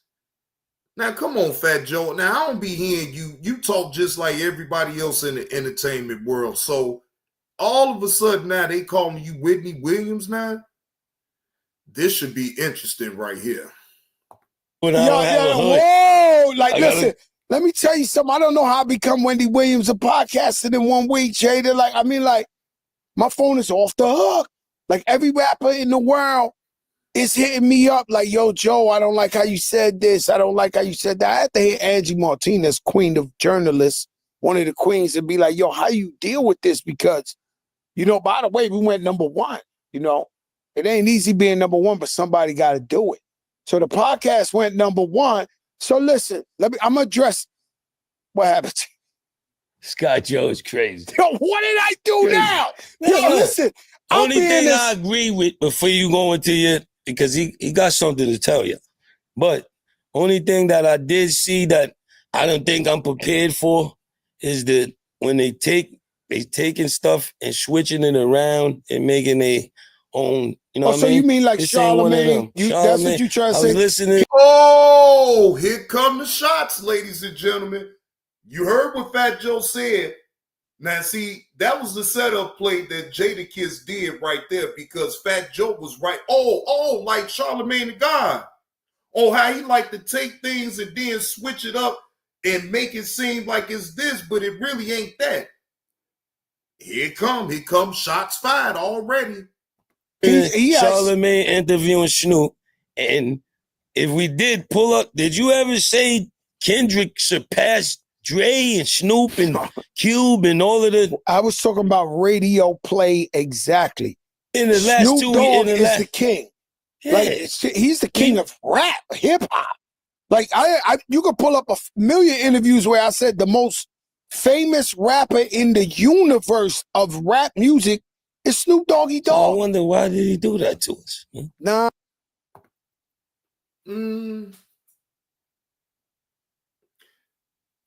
Well, I guess they right. Snoop Dogg is really, well, I don't know. I would say Jay-Z, but you know, Snoop Dogg be in the news media outlets a lot more than Jay-Z. So, you know, they probably got a point right there to say Snoop Dogg. I mean, I could think of other rappers that's a little bit more popular than Snoop Dogg, but because of the moves that Snoop Dogg has made in recent years, it put him up there. So they not wrong about it. Yeah, Snoop is the most popular. Yeah. You know, we in that space now, Jada. That's what I'm trying to tell you. They trying to stick the knife in us. Yo, Joe Budden, let me tell you something. Y'all my friend. I know you 20 years. You've been doing this thing. You ain't send us no edible. You ain't gotta send us no edible. He didn't send us no edible strawberries. You don't have to send us anything. He ain't send us anything. no flowers. He ain't send us no champagne. Where did you get, for one, shout out to Joe. Why you think he's gonna send us anything after you named the seats behind the seats after him? You're saying all of this crazy Joe stuff. Budden, where do you think he's gonna send us anything? He 800 episodes in. I gotta salute the brother. And just we the new guys on the block. We ain't got no disrespect for Joe Budden. Now, Birdman, I read that. I came into the studio with them talking about that on the radio. Maybe he's been my friend 20 years. He don't like me talking about him getting divorced, but I got nothing but respect and love for the Birdman. I'm telling you, my phone was shaking. I'm not used to this. Joe, we still active. We got love out here. You gotta keep the love. We gotta keep the love. And yo, I did get love. Okay. Primetime called us. Deion Sanders, Coach he loves Prime? yes. No doubt. He loves how we talked about his family, his son, and all that. He appreciate us. We the realest in the game. You know, I bumped into Lenny Kravitz at the Knicks game. We're gonna go right into the. I bumped into Lenny Kravitz. I bumped into Amy Schumer. Okay? They both said they've been watching our podcast and that it's funny as hell and they love it. I didn't even know these people know us as human beings. But let me tell you, let me reflect on the slight hate and the shots we've been getting.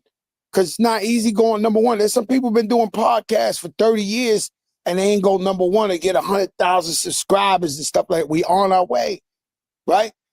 But let me tell you, Come on, Fat Joe. Now, let's be honest. You already in the entertainment field. You done made a name for yourself in the rap industry. You and Jadakiss. Come on, man. Come on, man. Stop the cap. Stop the cap. All right? Now, the only one that I be having an issue with not gaining traction, and this is just my opinion because I be looking at Uncle Luke. Now, Uncle Luke, he barely gets 10 people up in his chat, and I've been trying to rack my brain to figure out why is it that Uncle Luke, out of all people, he just cemented himself in the rap game, right? How come he can't get a lot of people to check his content? Fat Joe, and no diss to Fat Joe and Jadakiss, you know, they did their thing in the rap game while they was up in it, but like Uncle Luke, come on, man. If y'all ever catch a live Uncle Luke, y'all will see for yourself. The man, and I'm not lying, I have more people up in my room than Uncle Luke does. To me, that don't even look right to me. And I don't understand that, but hey, it is what it is. Reminds me of the movie American Hustler with Denzel. Remember when Denzel, he thought he was down with the mob. They shot him. They almost killed his wife and all that. He said, my family. And you seen what the mob boss said? He said, so you got shot with success. Success shot back at you, you know. What do you rather be? Successful with a couple enemies or unsuccessful with no friends? What do you want to be? What do you want to be? I mean, success shot at us. You know what I'm saying? We climbing up too fast. But everybody let you know, I'm going to speak on behalf of me and Jada. We are not malicious. We are not trying to throw shots at nobody for real. We having fun, great time giving you our perspective. I'm trying to keep this conversation non-controversial. You know what I'm saying? Because I don't know why. Got a Crazy Joe. I want to sit down. Let's go Crazy Joe. Nah, listen, I want to sit down with a podcaster that has 3 followers who think he know. And because they sit down, yo, this guy's cap. But I want to sit down next to one of them in their NYCHA apartment when they shoot. I'm gonna walk in the NYCHA, right, and sit next to them because I don't think people truly understand. I'm a project baby for real. I'm from the projects, the soil of soil. You know, you can't do nothing to Fat Joe if you go look him up. Street. You can't not say, I'm be looking there and I'm really looking at guys calling me a capper or this or that. I want to sit next to one of these guys and say, break down the cap. Because when I say shit, you know, I said I did records with Big. Everybody, he's the capper of a lifetime. They put out the second album, the double album. Fat Joe was featured on that album. Now, did they take me off? They took me off. But they put out the real list. And somehow, some way, every time I say something, if I say I saved Common's life, he come up on here and say, I saved his life. And it come, I don't know what, I'm trying to verify. Where's the cat? And then some of you guys. You don't need no validation, No, Joe. listen. Some of these guys, right? You want to Because if do you're really from the projects, some of these guys are so horrible on these podcasts that they're not even garbage. You ever seen the dumpster in the projects where they got like that gook, that shit? Your shit like dumpster that garbage. Juice. The dumpster juice. Your shit like the gook that come out the bottom of the dumpster. Don't come. Well, they sure taking shots at a lot of podcasters that's, you know, then diss them. Well, I guess they had to put the disclaimer and then get into it, but sounds to me that they taking ugly shots at podcasters that's calling him cap like a motherfucker. Golly. Compare yourself to us. You know, we need 800 episodes. I'm talking prematurely. But yo, I'm not used to number 2. We gotta go number 1. We went number 1 on Apple off 1 EP. This shit is new, Joe. We new, man. We gotta be humble and thankful, man. No, I'm humble, but I speak reality. And if you guys don't think I'm watching y'all, I do watch y'all. Do you watch? How about disgruntled MCs? They never got under your skin, like disgruntled former crew members and stuff like that. When they go off, you just ignore them all the way. You got beef with Jada? Say my name. You shy? I said, if they don't say my name, no, they say my name because they think they think Joe way up. Listen, they think Joe way up. They wouldn't say my name 10 years ago, 15 years ago when we was running around giving the beats to their favorite rappers. Now they say my name because they say, oh, this guy courtside, he's number 1. I'm going to get a lawsuit. I'm going to get a color. These are all lawsuits. They think they're going to trick me out of the streets. You understand what I'm... Come on, Fat Joe. Come on. Look, I'm not going to sit up here and act like you just don't have common sense to understand what they doing. But at the same time, it's like, bro, you stepping into a certain arena. You stepping into doing podcasting. So you're going to have people that's going to take shots at you every single day. They going to nitpick with every single story you lay out. They going to call it cap. They going to do all of that. that should never even be a surprise to you, in my opinion. You should already be ready for it. You know what I'm saying? They wasn't saying my name when we was giving dudes the beats every day. So I'm just saying, I'm going to choose one of you guys who got a podcast in preferably a nicer setting. Yeah. I'm going to come in by myself with about $2 million in jury just so I can show you how much cap I'm working with. And we're going to sit there and I want to see you break down the cap because, you know. Now, Fat Joe, in my opinion, that's not being humble, sir. You showing up to another podcaster that's below you and you want them to sit by you while you have on over $2 million in jewelry. I don't know about y'all, ladies and gentlemen, but that does not right there sound like he's looking to be humble. Sounds like he's looking to be a condescending son of a bitch. My opinion. No, that's how I feel. That's it. I'm going to do it. One of you going to be a lucky contender, and you're going to have a couple of more followers than your two aunts and your cousin. I'm coming with a torpedo bat. That's all I know. Fuck around. It's low. That's overkill. Now just meet up with the podcaster that you have issues with and y'all have a simple grown man conversation. $2 million in jury just to sit by a nobody that you don't even know that just giving their opinion about your stories which you lay out? Did that really sound humble to you?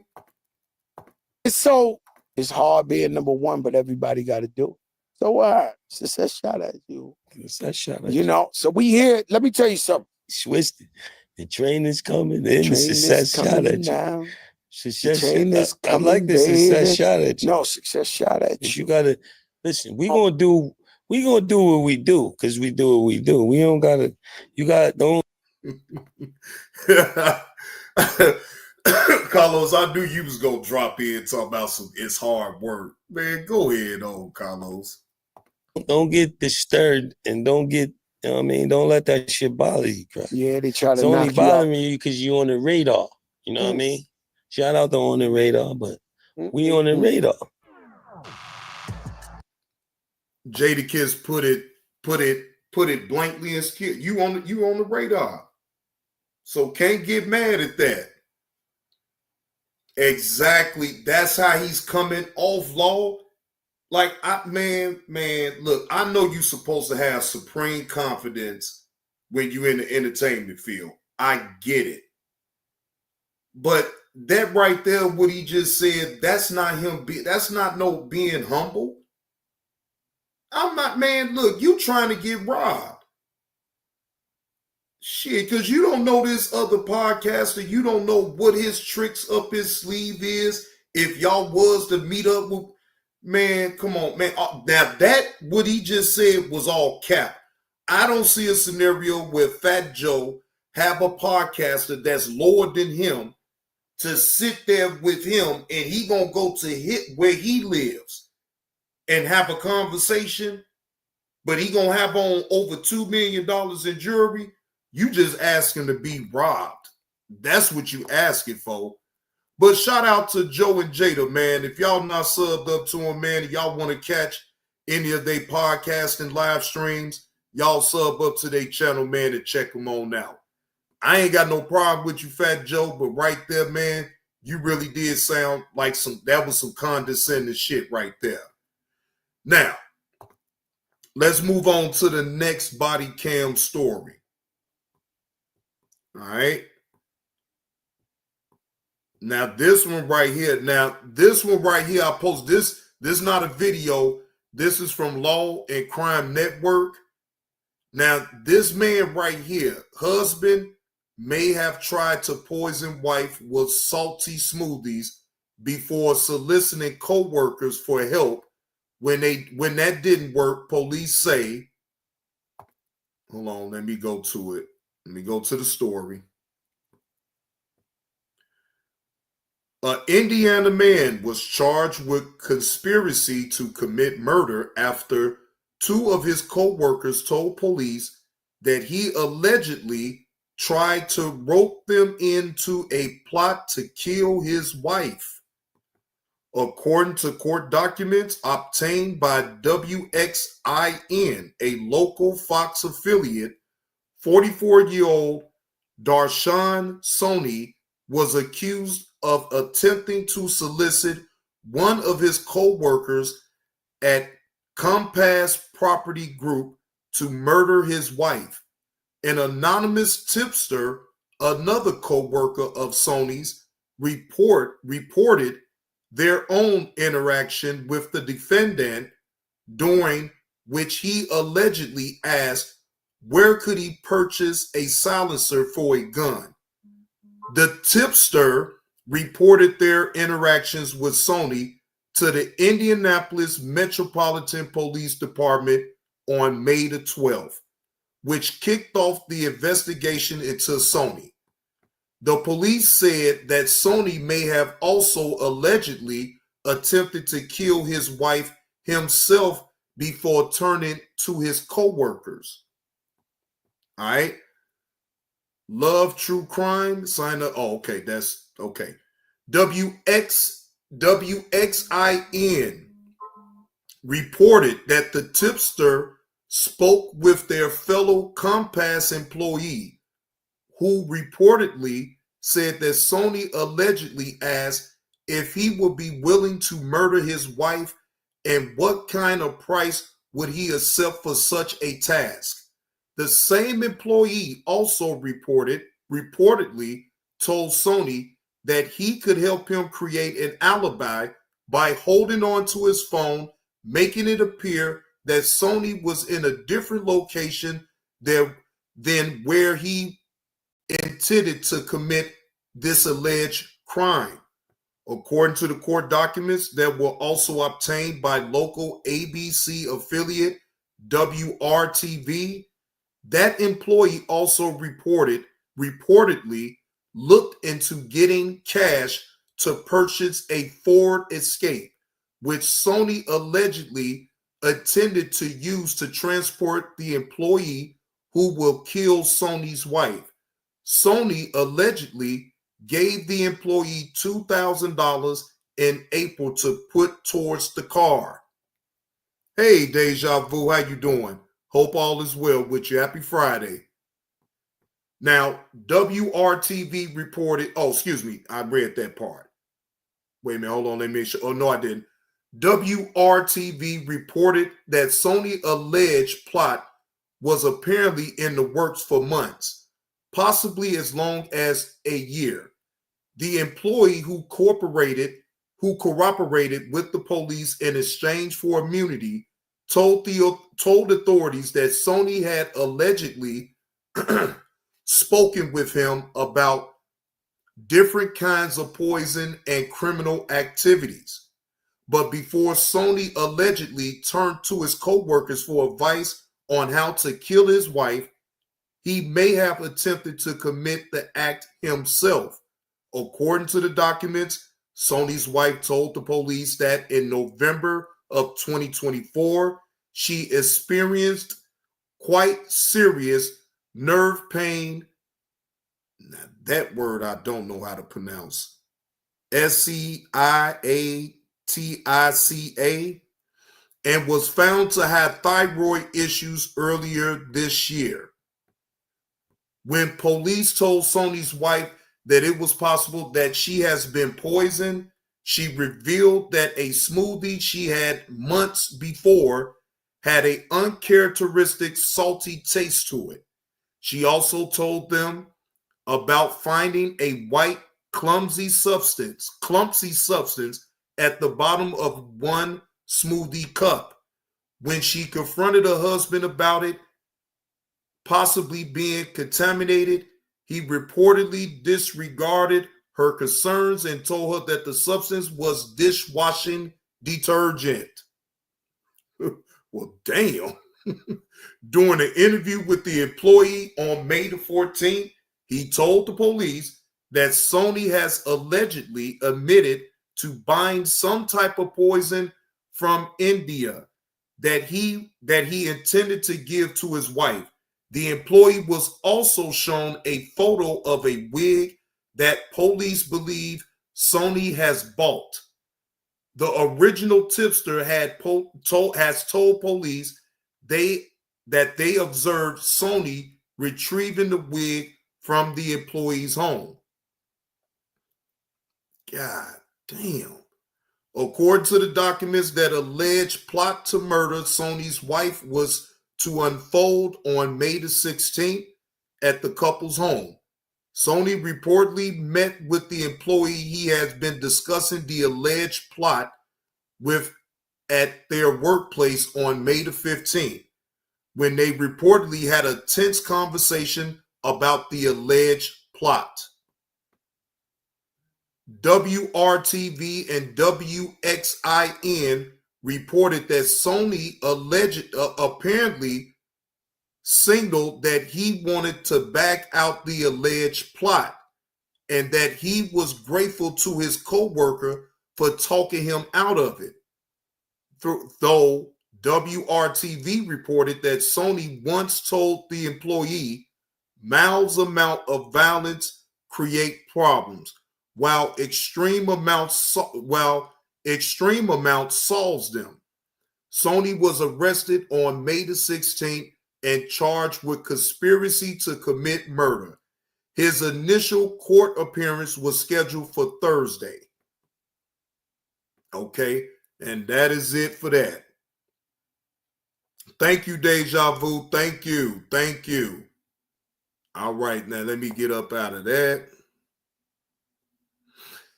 Yeah, this right here is a sad situation. If it's ever going to get this deep, ladies and gentlemen, just leave. Just leave. Just go. Appreciate that slap on the neck. Appreciate that slap on the neck.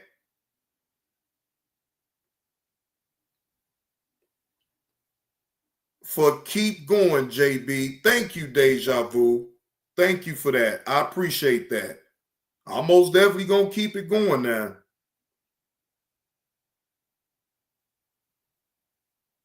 If y'all are picking up the content, please hit the like button.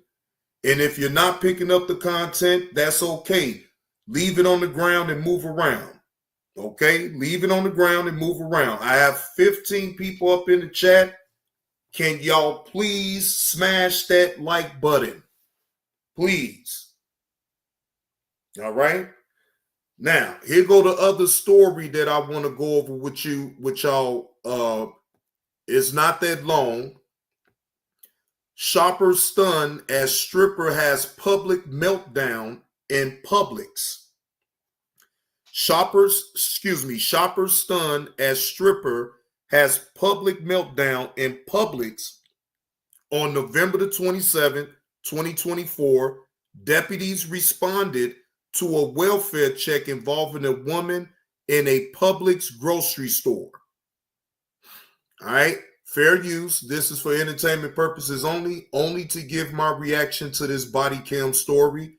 This story comes from Body Cam Network USA. This came out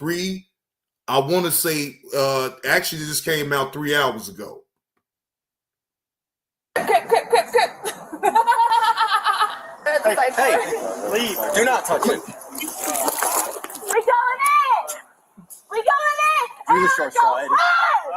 On November 27, 2024, deputies responded to a welfare check involving a woman at a Publix grocery store. The woman's family allegedly called after her strange behavior. Upon contact, the defendant became irate, stating that she did not need assistance. She began loudly screaming profanities throughout the store, prompting the on-duty manager to request that she be trespassed from the premises. Do you want to call your dad back and have a conversation with him? Yeah. I would love to hear it. Law, I was thinking the same thing. And then she a stripper. Now, I hate to put this stigma because some strippers don't get high, but most of them do.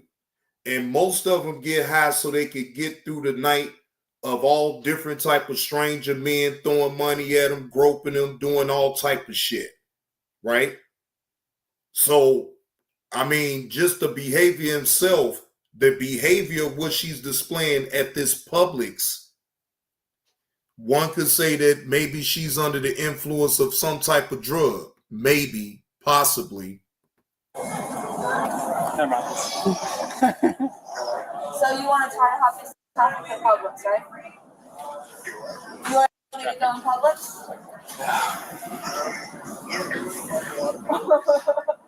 Go in the parking lot so they can shoot me like Michael Brown? Oh.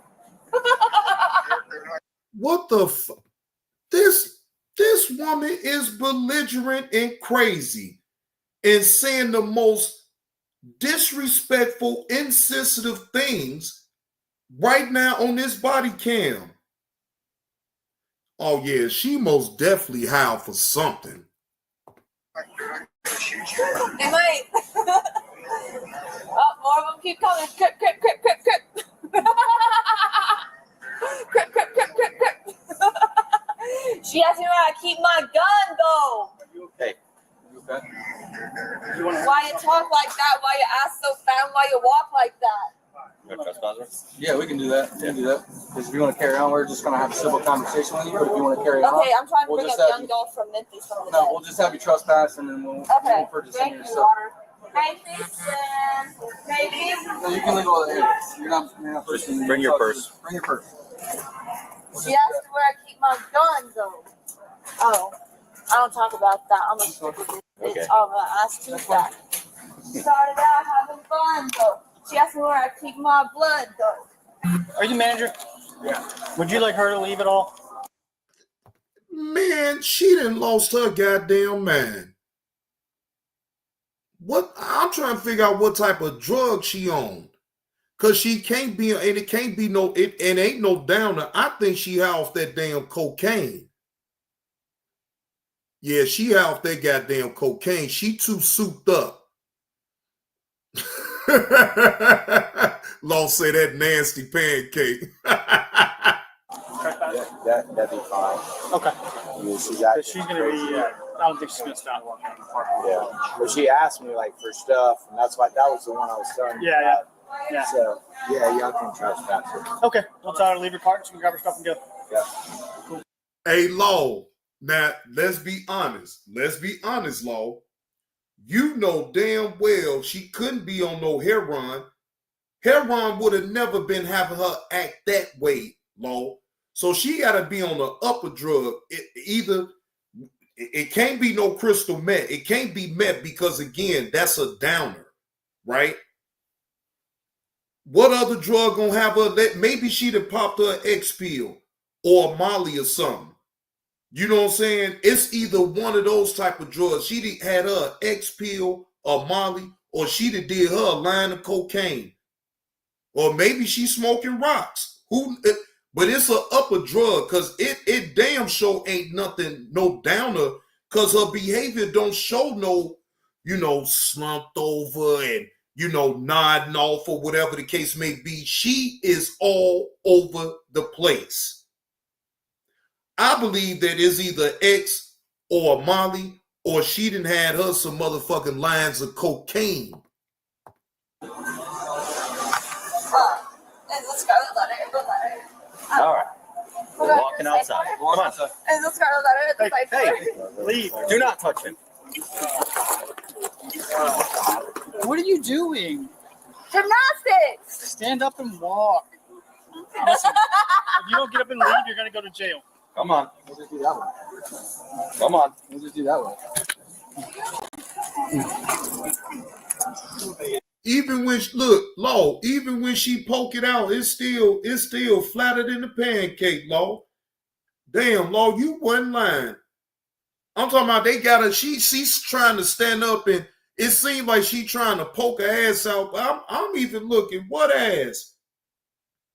It's like a cardboard box. It's straight down. I'm talking about you only, if you had an ass, you supposed to go down and then curve over and then go down. With her, you going straight down. Ain't no curves, no nothing. I don't give a fuck how much she try to bend over to make it seem like she got an ass. That ass is flat. Stop. Ridiculous. Come on, be an adult.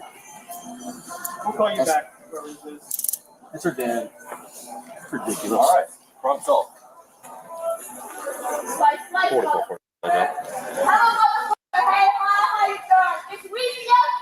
You should care. So far.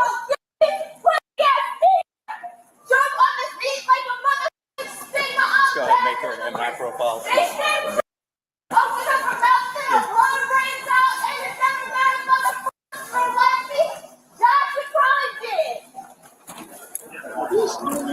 Find out where you live. Kill him in the crib. Kill him in the kitchen. Use my car. We going in. We going in. Drew the short straw, Eddie. What? Drew the short straw, Eddie. First off, I want that. I saw it. Like, yep. Is this Soprano? tell a motherfucker, hey, hi, how you doing? It's Weezy ass baby, come and take it in urine.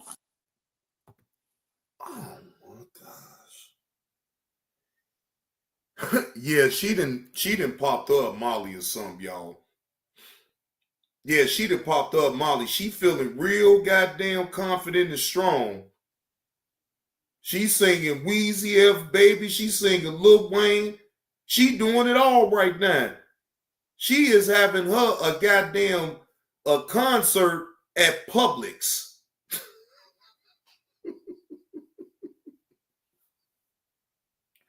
I'm talking about, man, she done lost her ever-loving mind. Is that the scripture? The Bible? From Michael Brown's diary, you little. Yeah. I read it. I don't know the Lil Wayne song. Tell a motherfucker, hey, hi, how Max Miller doing? I guess my Brown actually put in one of the checkers. Yeah.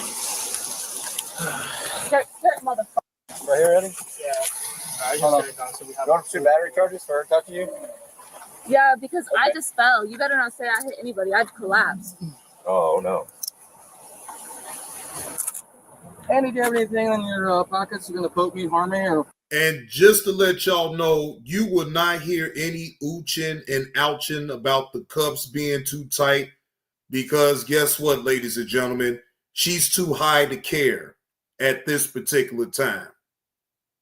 Now, we haven't heard nobody do a lot of ooching and ouching when the handcuffs hit their wrist. You most definitely ain't gonna hear her do no ooching and ouching and ooch, ouch, these cuffs too tight. She too goddamn high. So she, at this point, she don't give a fuck because she too high to really care about how tight the cuffs is. She's still enjoying her high, even while being locked up. So it ain't gonna matter how tight them cuffs is. You ain't gonna hear no ooching and ouching or none of that. Shit, hell, she probably used to putting on cuffs when motherfuckers be doing all that way out freaky shit. Blow me up. I might suck. Oh, thank you. Hello, motherfucker. Hey, hi.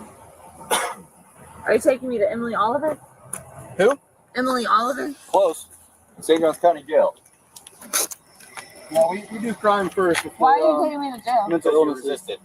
We asked you to leave the property. You didn't want to leave the property. Then you touched somebody, and then you fell on the ground like a You want to child. call C's not being an adult. And now you're going to go to jail for trespass after warning and probably resisting without. Yeah, Well, we could have had that And my conversation. You parents actually just couldn't have sold me as a fucking kid. Why did my parents have to sex traffic me? I don't. Can you unlock Can you the door? answer I that don't question for me? know. Why did my parents have to sex traffic We could have me? had an adult conversation. What the fuck? Did y'all just hear what she just said? She asked the police officers, why did my parents have to sex traffic me?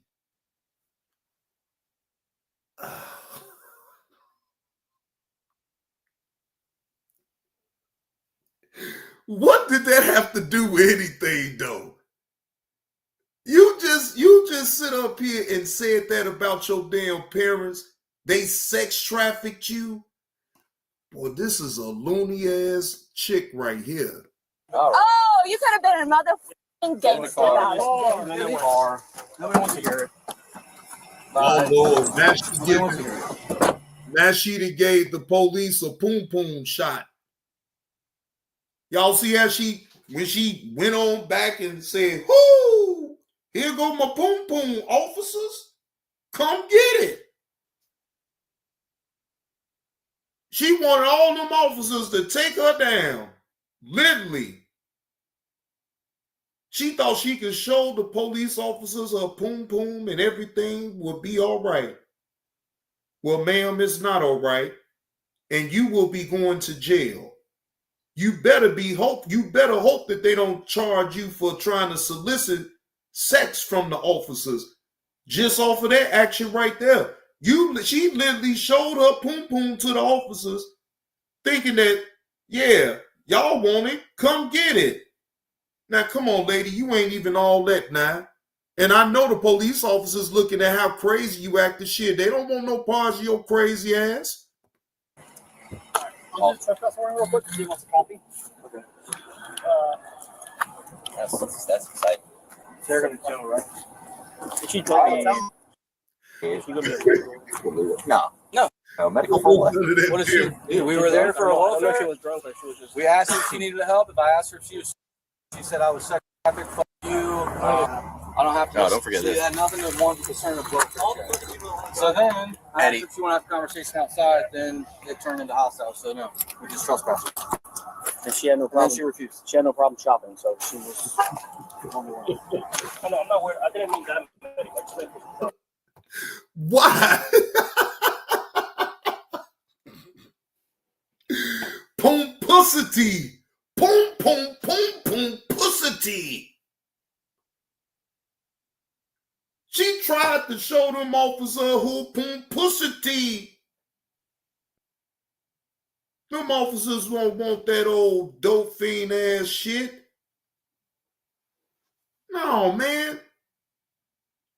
Look, if they were some regular Joes, probably in another scenario where they wasn't officers, I bet you half of them motherfuckers would go.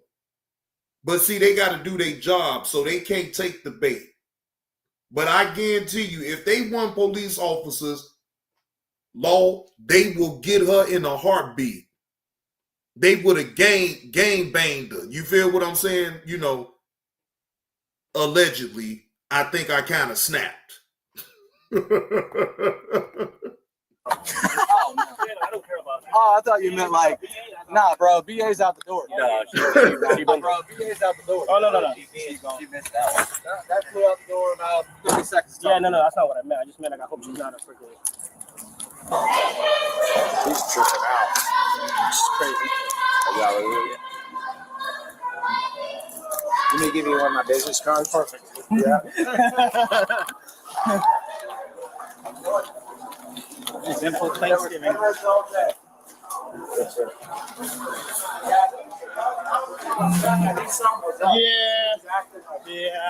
Well, her family's all in Tennessee. They call word about her when it's a find her. They've done her on Life 260, and apparently she's been calling them, acting all crazy. So I'll give it in a minute.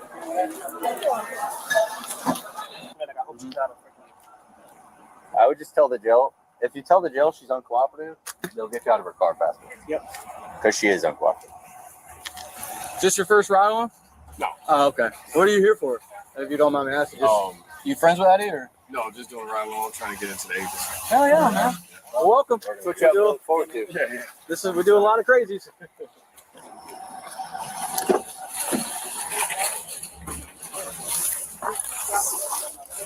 We can't necessarily do this early because we have to have a witness.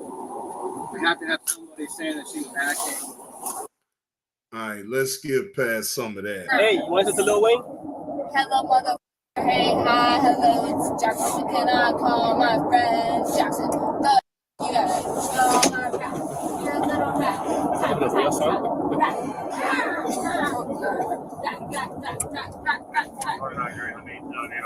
Are you gonna be cool inside or not?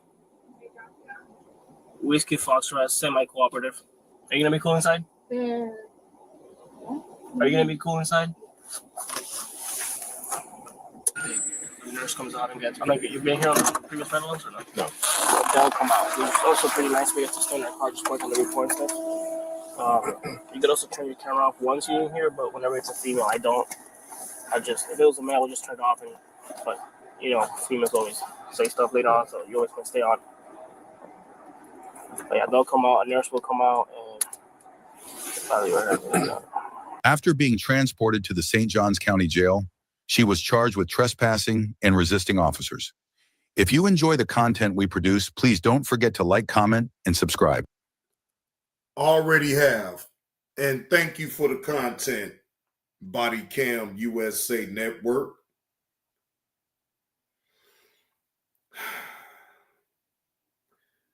Ladies and gentlemen, these drugs is something else. These hardcore drugs that they take have them losing their goddamn mind. Now think about when she come down off that drug, y'all. Think about when she come down off that drug. I hope that this young lady gets the help that she needs. Instead of me talking down on her, because obviously she has issues. Maybe it's the occupation that she chooses to do, which is be a stripper. Maybe that lifestyle is really getting to her to a point where she is spiraling out of control. Now, again, we all bear our own cross in life. We all do what we got to do to gain income to take care of ourselves and our families. I truly hope that that young woman get the help that she needs, right? Again, we all can see that she's on some type of drugs, right? For her to act the way that she act in Publix, that's shameful. And that should let anybody know that anybody that goes up into a grocery store like that and act a plum fool that way, they asking her to leave because she's so loud and belligerent. But yet and still, they had to call the police on her. So that should let y'all know right there on how much out of control she really is and was. But again, I hope that she does get the help that she needs. Again, it's easy to sit up here and criticize, but I'm not really the one to judge, you know. Yeah, I talk shit about stupid moments that people have with these body cam stories, but overall, they still human beings like us.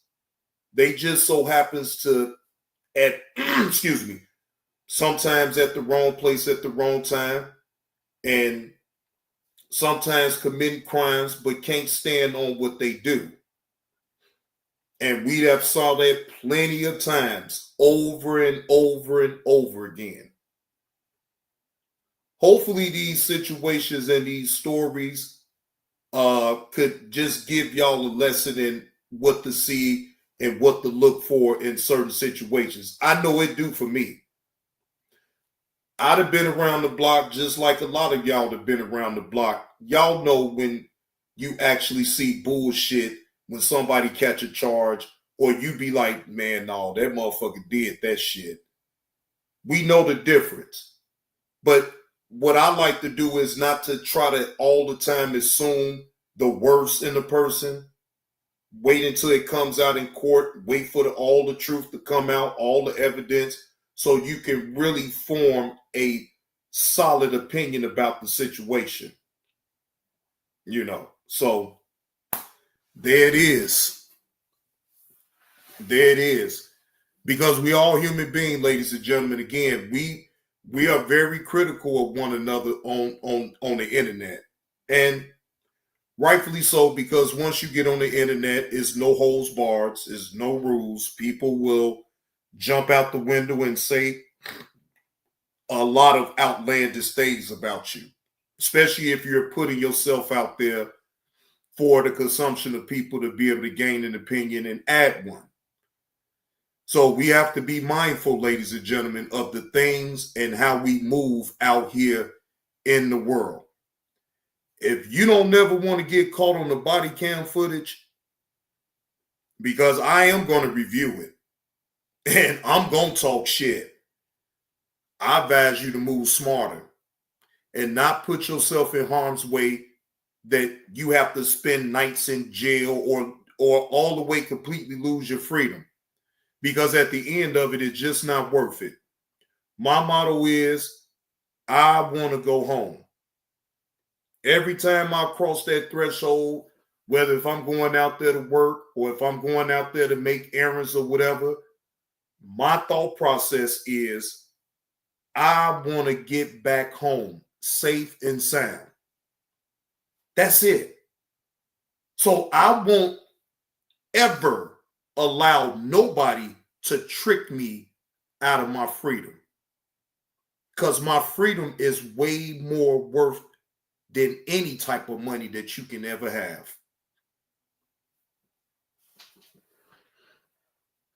Man, look, EV, I'm trying to tell you because, look, now it would be messed up. It would be messed up, and I'm not going to put that type of energy on out there to say that, but that would be messed up if and I'm just saying because, EV, you brought it up. If you was to be in one of the body cam footages, EV, now I'm not saying that you is, but if that was to happen though, EV, Lord Jesus Christ, EV, the shit that's gonna come up out my damn mouth, and you should already know. I ain't gonna cut no corners with you, EV. Cause look, I wouldn't expect nobody to cut no corners with me if I'm on body cam. So it's fair game the way I see it when it comes to that. But I'm just saying, I hope and pray. EV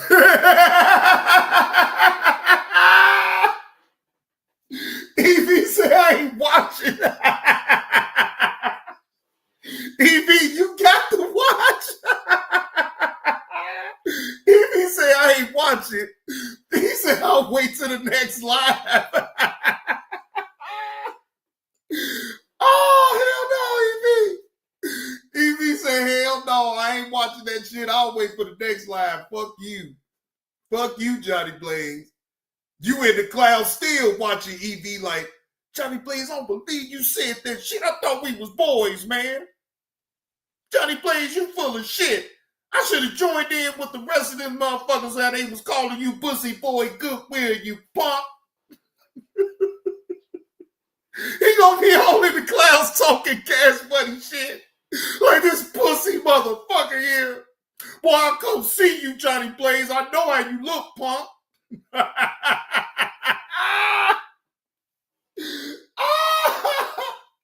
I'll be like, EV, it was just my reaction to what happened. Look, I ain't judging you, bro, but you glitched. Cause I'm sure gonna say you glitched. I'll be like, EV, you know I rock and roll with you, EV. But man, you glitched bad, man. You got caught on body cam, man. I got to get you, EV. Cause then they gonna be saying I'm showing favoritism just for the people that I support, and I won't even call them out. Well, newsflash, I rock with you to death, EB. But if you get caught on body cam footage, I'm gonna call it out. And guess what? You don't want no phony. You don't want me to be phony. I'll call it out, and I'ma still be cool with you. You feel what I'm saying? Because shit, I'm gonna call. If it's stupid, it's stupid. If it's dumb, it's dumb. You feel what I'm saying? Now, I probably won't go overboard, though. You feel what I'm saying? I won't go completely bonkers on you. You feel what I'm saying? But I'm still gonna call you out. I'm like, damn, EV, you know that shit was dumb. As many body cam footage stories that I talk about, come on, EV, you can't. Like, I'll be like, bro, you got sucked into that like that, bro. Like, bro, man, then we'll have to have a conversation behind the scenes, EV, because then I have to find out, like, man, bro, you got something personal going on with you, man? Like, what's really going on? Straight up. Because I'll have to ask, then I have to ask, like, bro, how in the fuck? You know, man, I can't even count how many videos I did of body cam stories and you right there looking at it. So I would look at you like, bro, come on.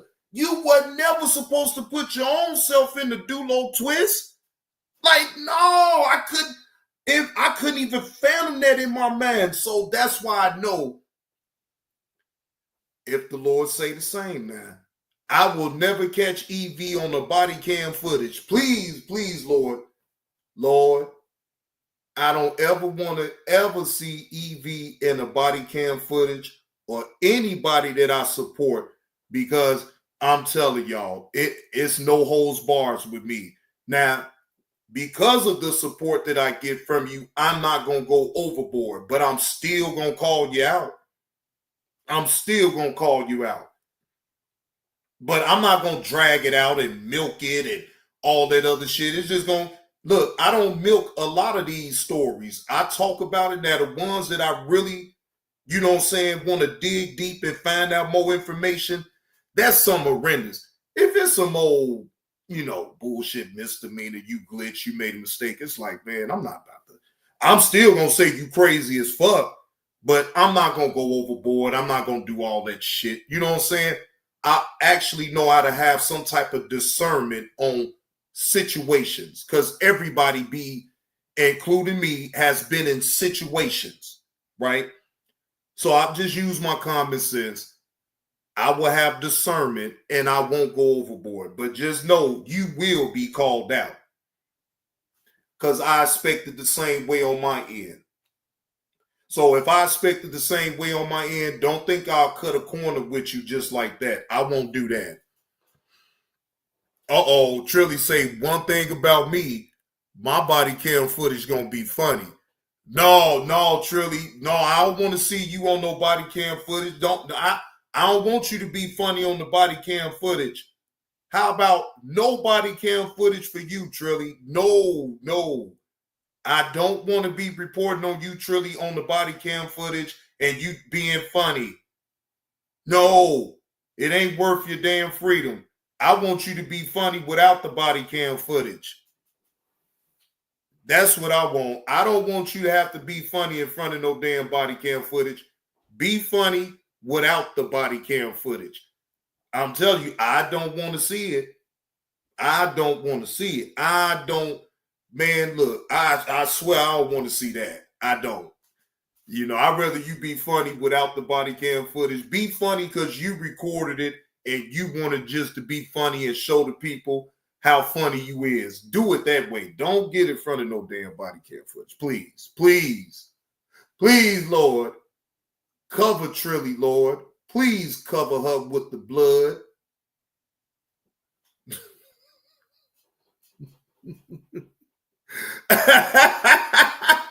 Oh, you just getting the speed ticket. That ain't body cam footage worthy unless you got drugs in the car. They think you under the influence of alcohol or something, Trilly. You know, a simple speeding ticket, that ain't shit. Who haven't went 3 to 5 miles over the speed limit? Shit, you wouldn't be the only one, and damn sure ain't gonna be the last.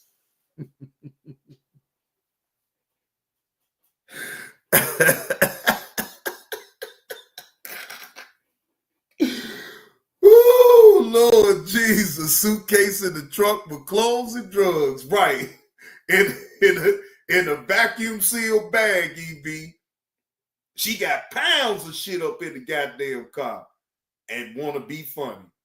Boy, that ain't the time to be laughing and trying to be funny. Shit, that's the time to be plotting a story to your damn lawyer how you gonna get the fuck up out that jail. Shit. Yeah, tell him, Trilly, that one of your friends is about to have a baby, and that's why you was speeding. Because, you know, I'm her best friend, and she needed my support because, you know, she don't know who the baby daddy is. You know, yeah, just tell the police that you was trying to hurry up to the damn, you know, to the hospital because one of your best friends is having a baby and you want to hurry up and get there to support her. Let's see if you can get up out that jam with that story right there. We done heard it all. We done heard all type of stories around here what people be trying to tell the police. My daddy wasn't around me since I was 10, and I didn't have the proper guidance. Well, what the fuck is your mama then? Your mama ain't supposed to guide you, motherfucker. Now, for those who's lost about what I'm talking about that sick-ass individual that's in Kane County that took advantage of a mentally disabled woman, got her pregnant. Huh? 22, ladies and gentlemen, 22. And he blames the situation is because his daddy was not around to give him any type of guidance. But your mama's still around.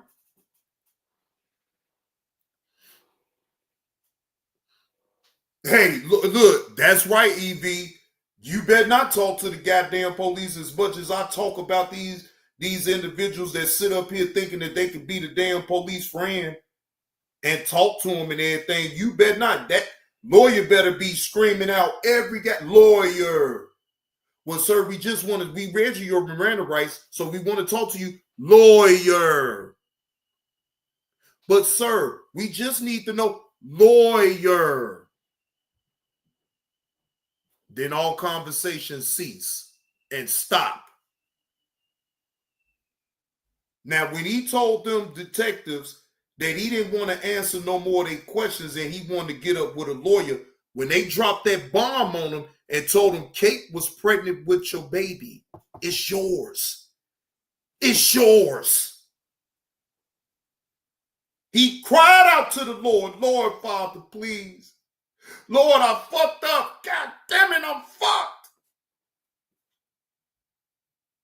Lord Jesus, please save me. Lord Jesus, I donate all my money. Lord, I will come to church every Sunday and even on Tuesdays and Thursdays. Lord, I changed my life around. Lord, I would never do that again. Lord, please just get me up out this jam. See, people like that use the Lord's name in vain that way ain't gonna ever get no blessings. Because where was that prayer before you penetrated that mentally disabled woman? Where was that prayer to the Lord to say, Lord, now I'm wrong for even having these thoughts about this mentally disabled woman. Lord, please take these thoughts, these nasty thoughts away from me. See, that would have been a sincere prayer. And then maybe the Lord would have took that temptation up out of your heart to do what you did. Exactly. You pray when you in trouble instead of praying yourself before the trouble. How about you say a prayer before you get in trouble? Before you attempt to get in trouble? Ask the Lord to take that up out your heart. How about that? You sitting up in the interrogation room calling out to the Lord, knowing full damn well what the fuck you did is just asinine, is so obtuse. And you get what you deserve for using the Lord's name in vain. Now that young man has to do 25 years, well, 24 years, because he got 308 days credited because he was sitting up in Kane County. But not only do you have to do 24 years in jail, but now once you get out, you have to register as a sex offender for the rest of your life.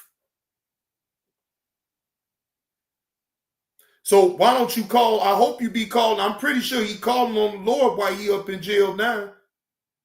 He telling the Lord, please, Lord, don't let these men touch my booty cheeks. Please, Lord, pause. But Lord, please stop these men up in jail for attacking my booty cheeks.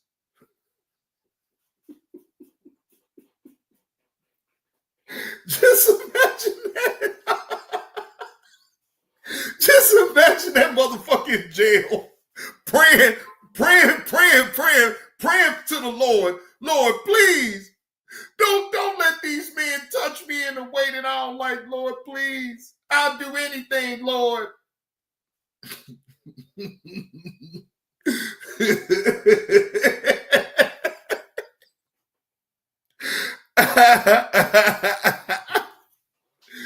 Oh, goddamn.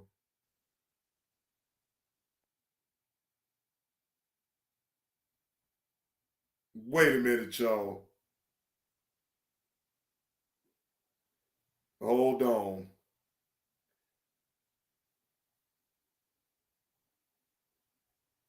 Hold on, because there's some shit going on here. Hold on.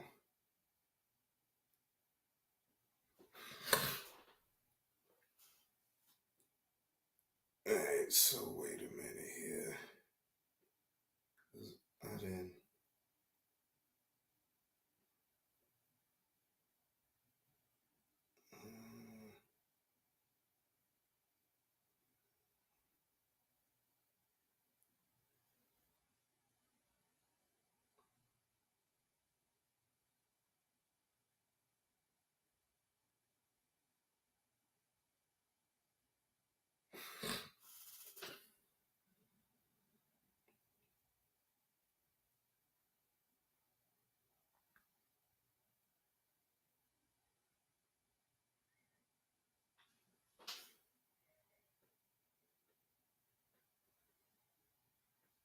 Okay.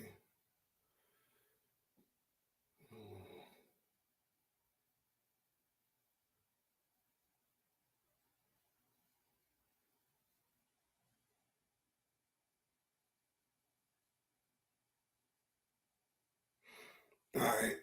Because I don't know what the hell is going on.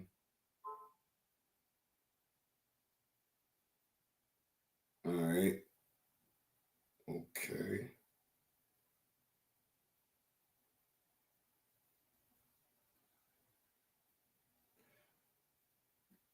All right, ladies and gentlemen.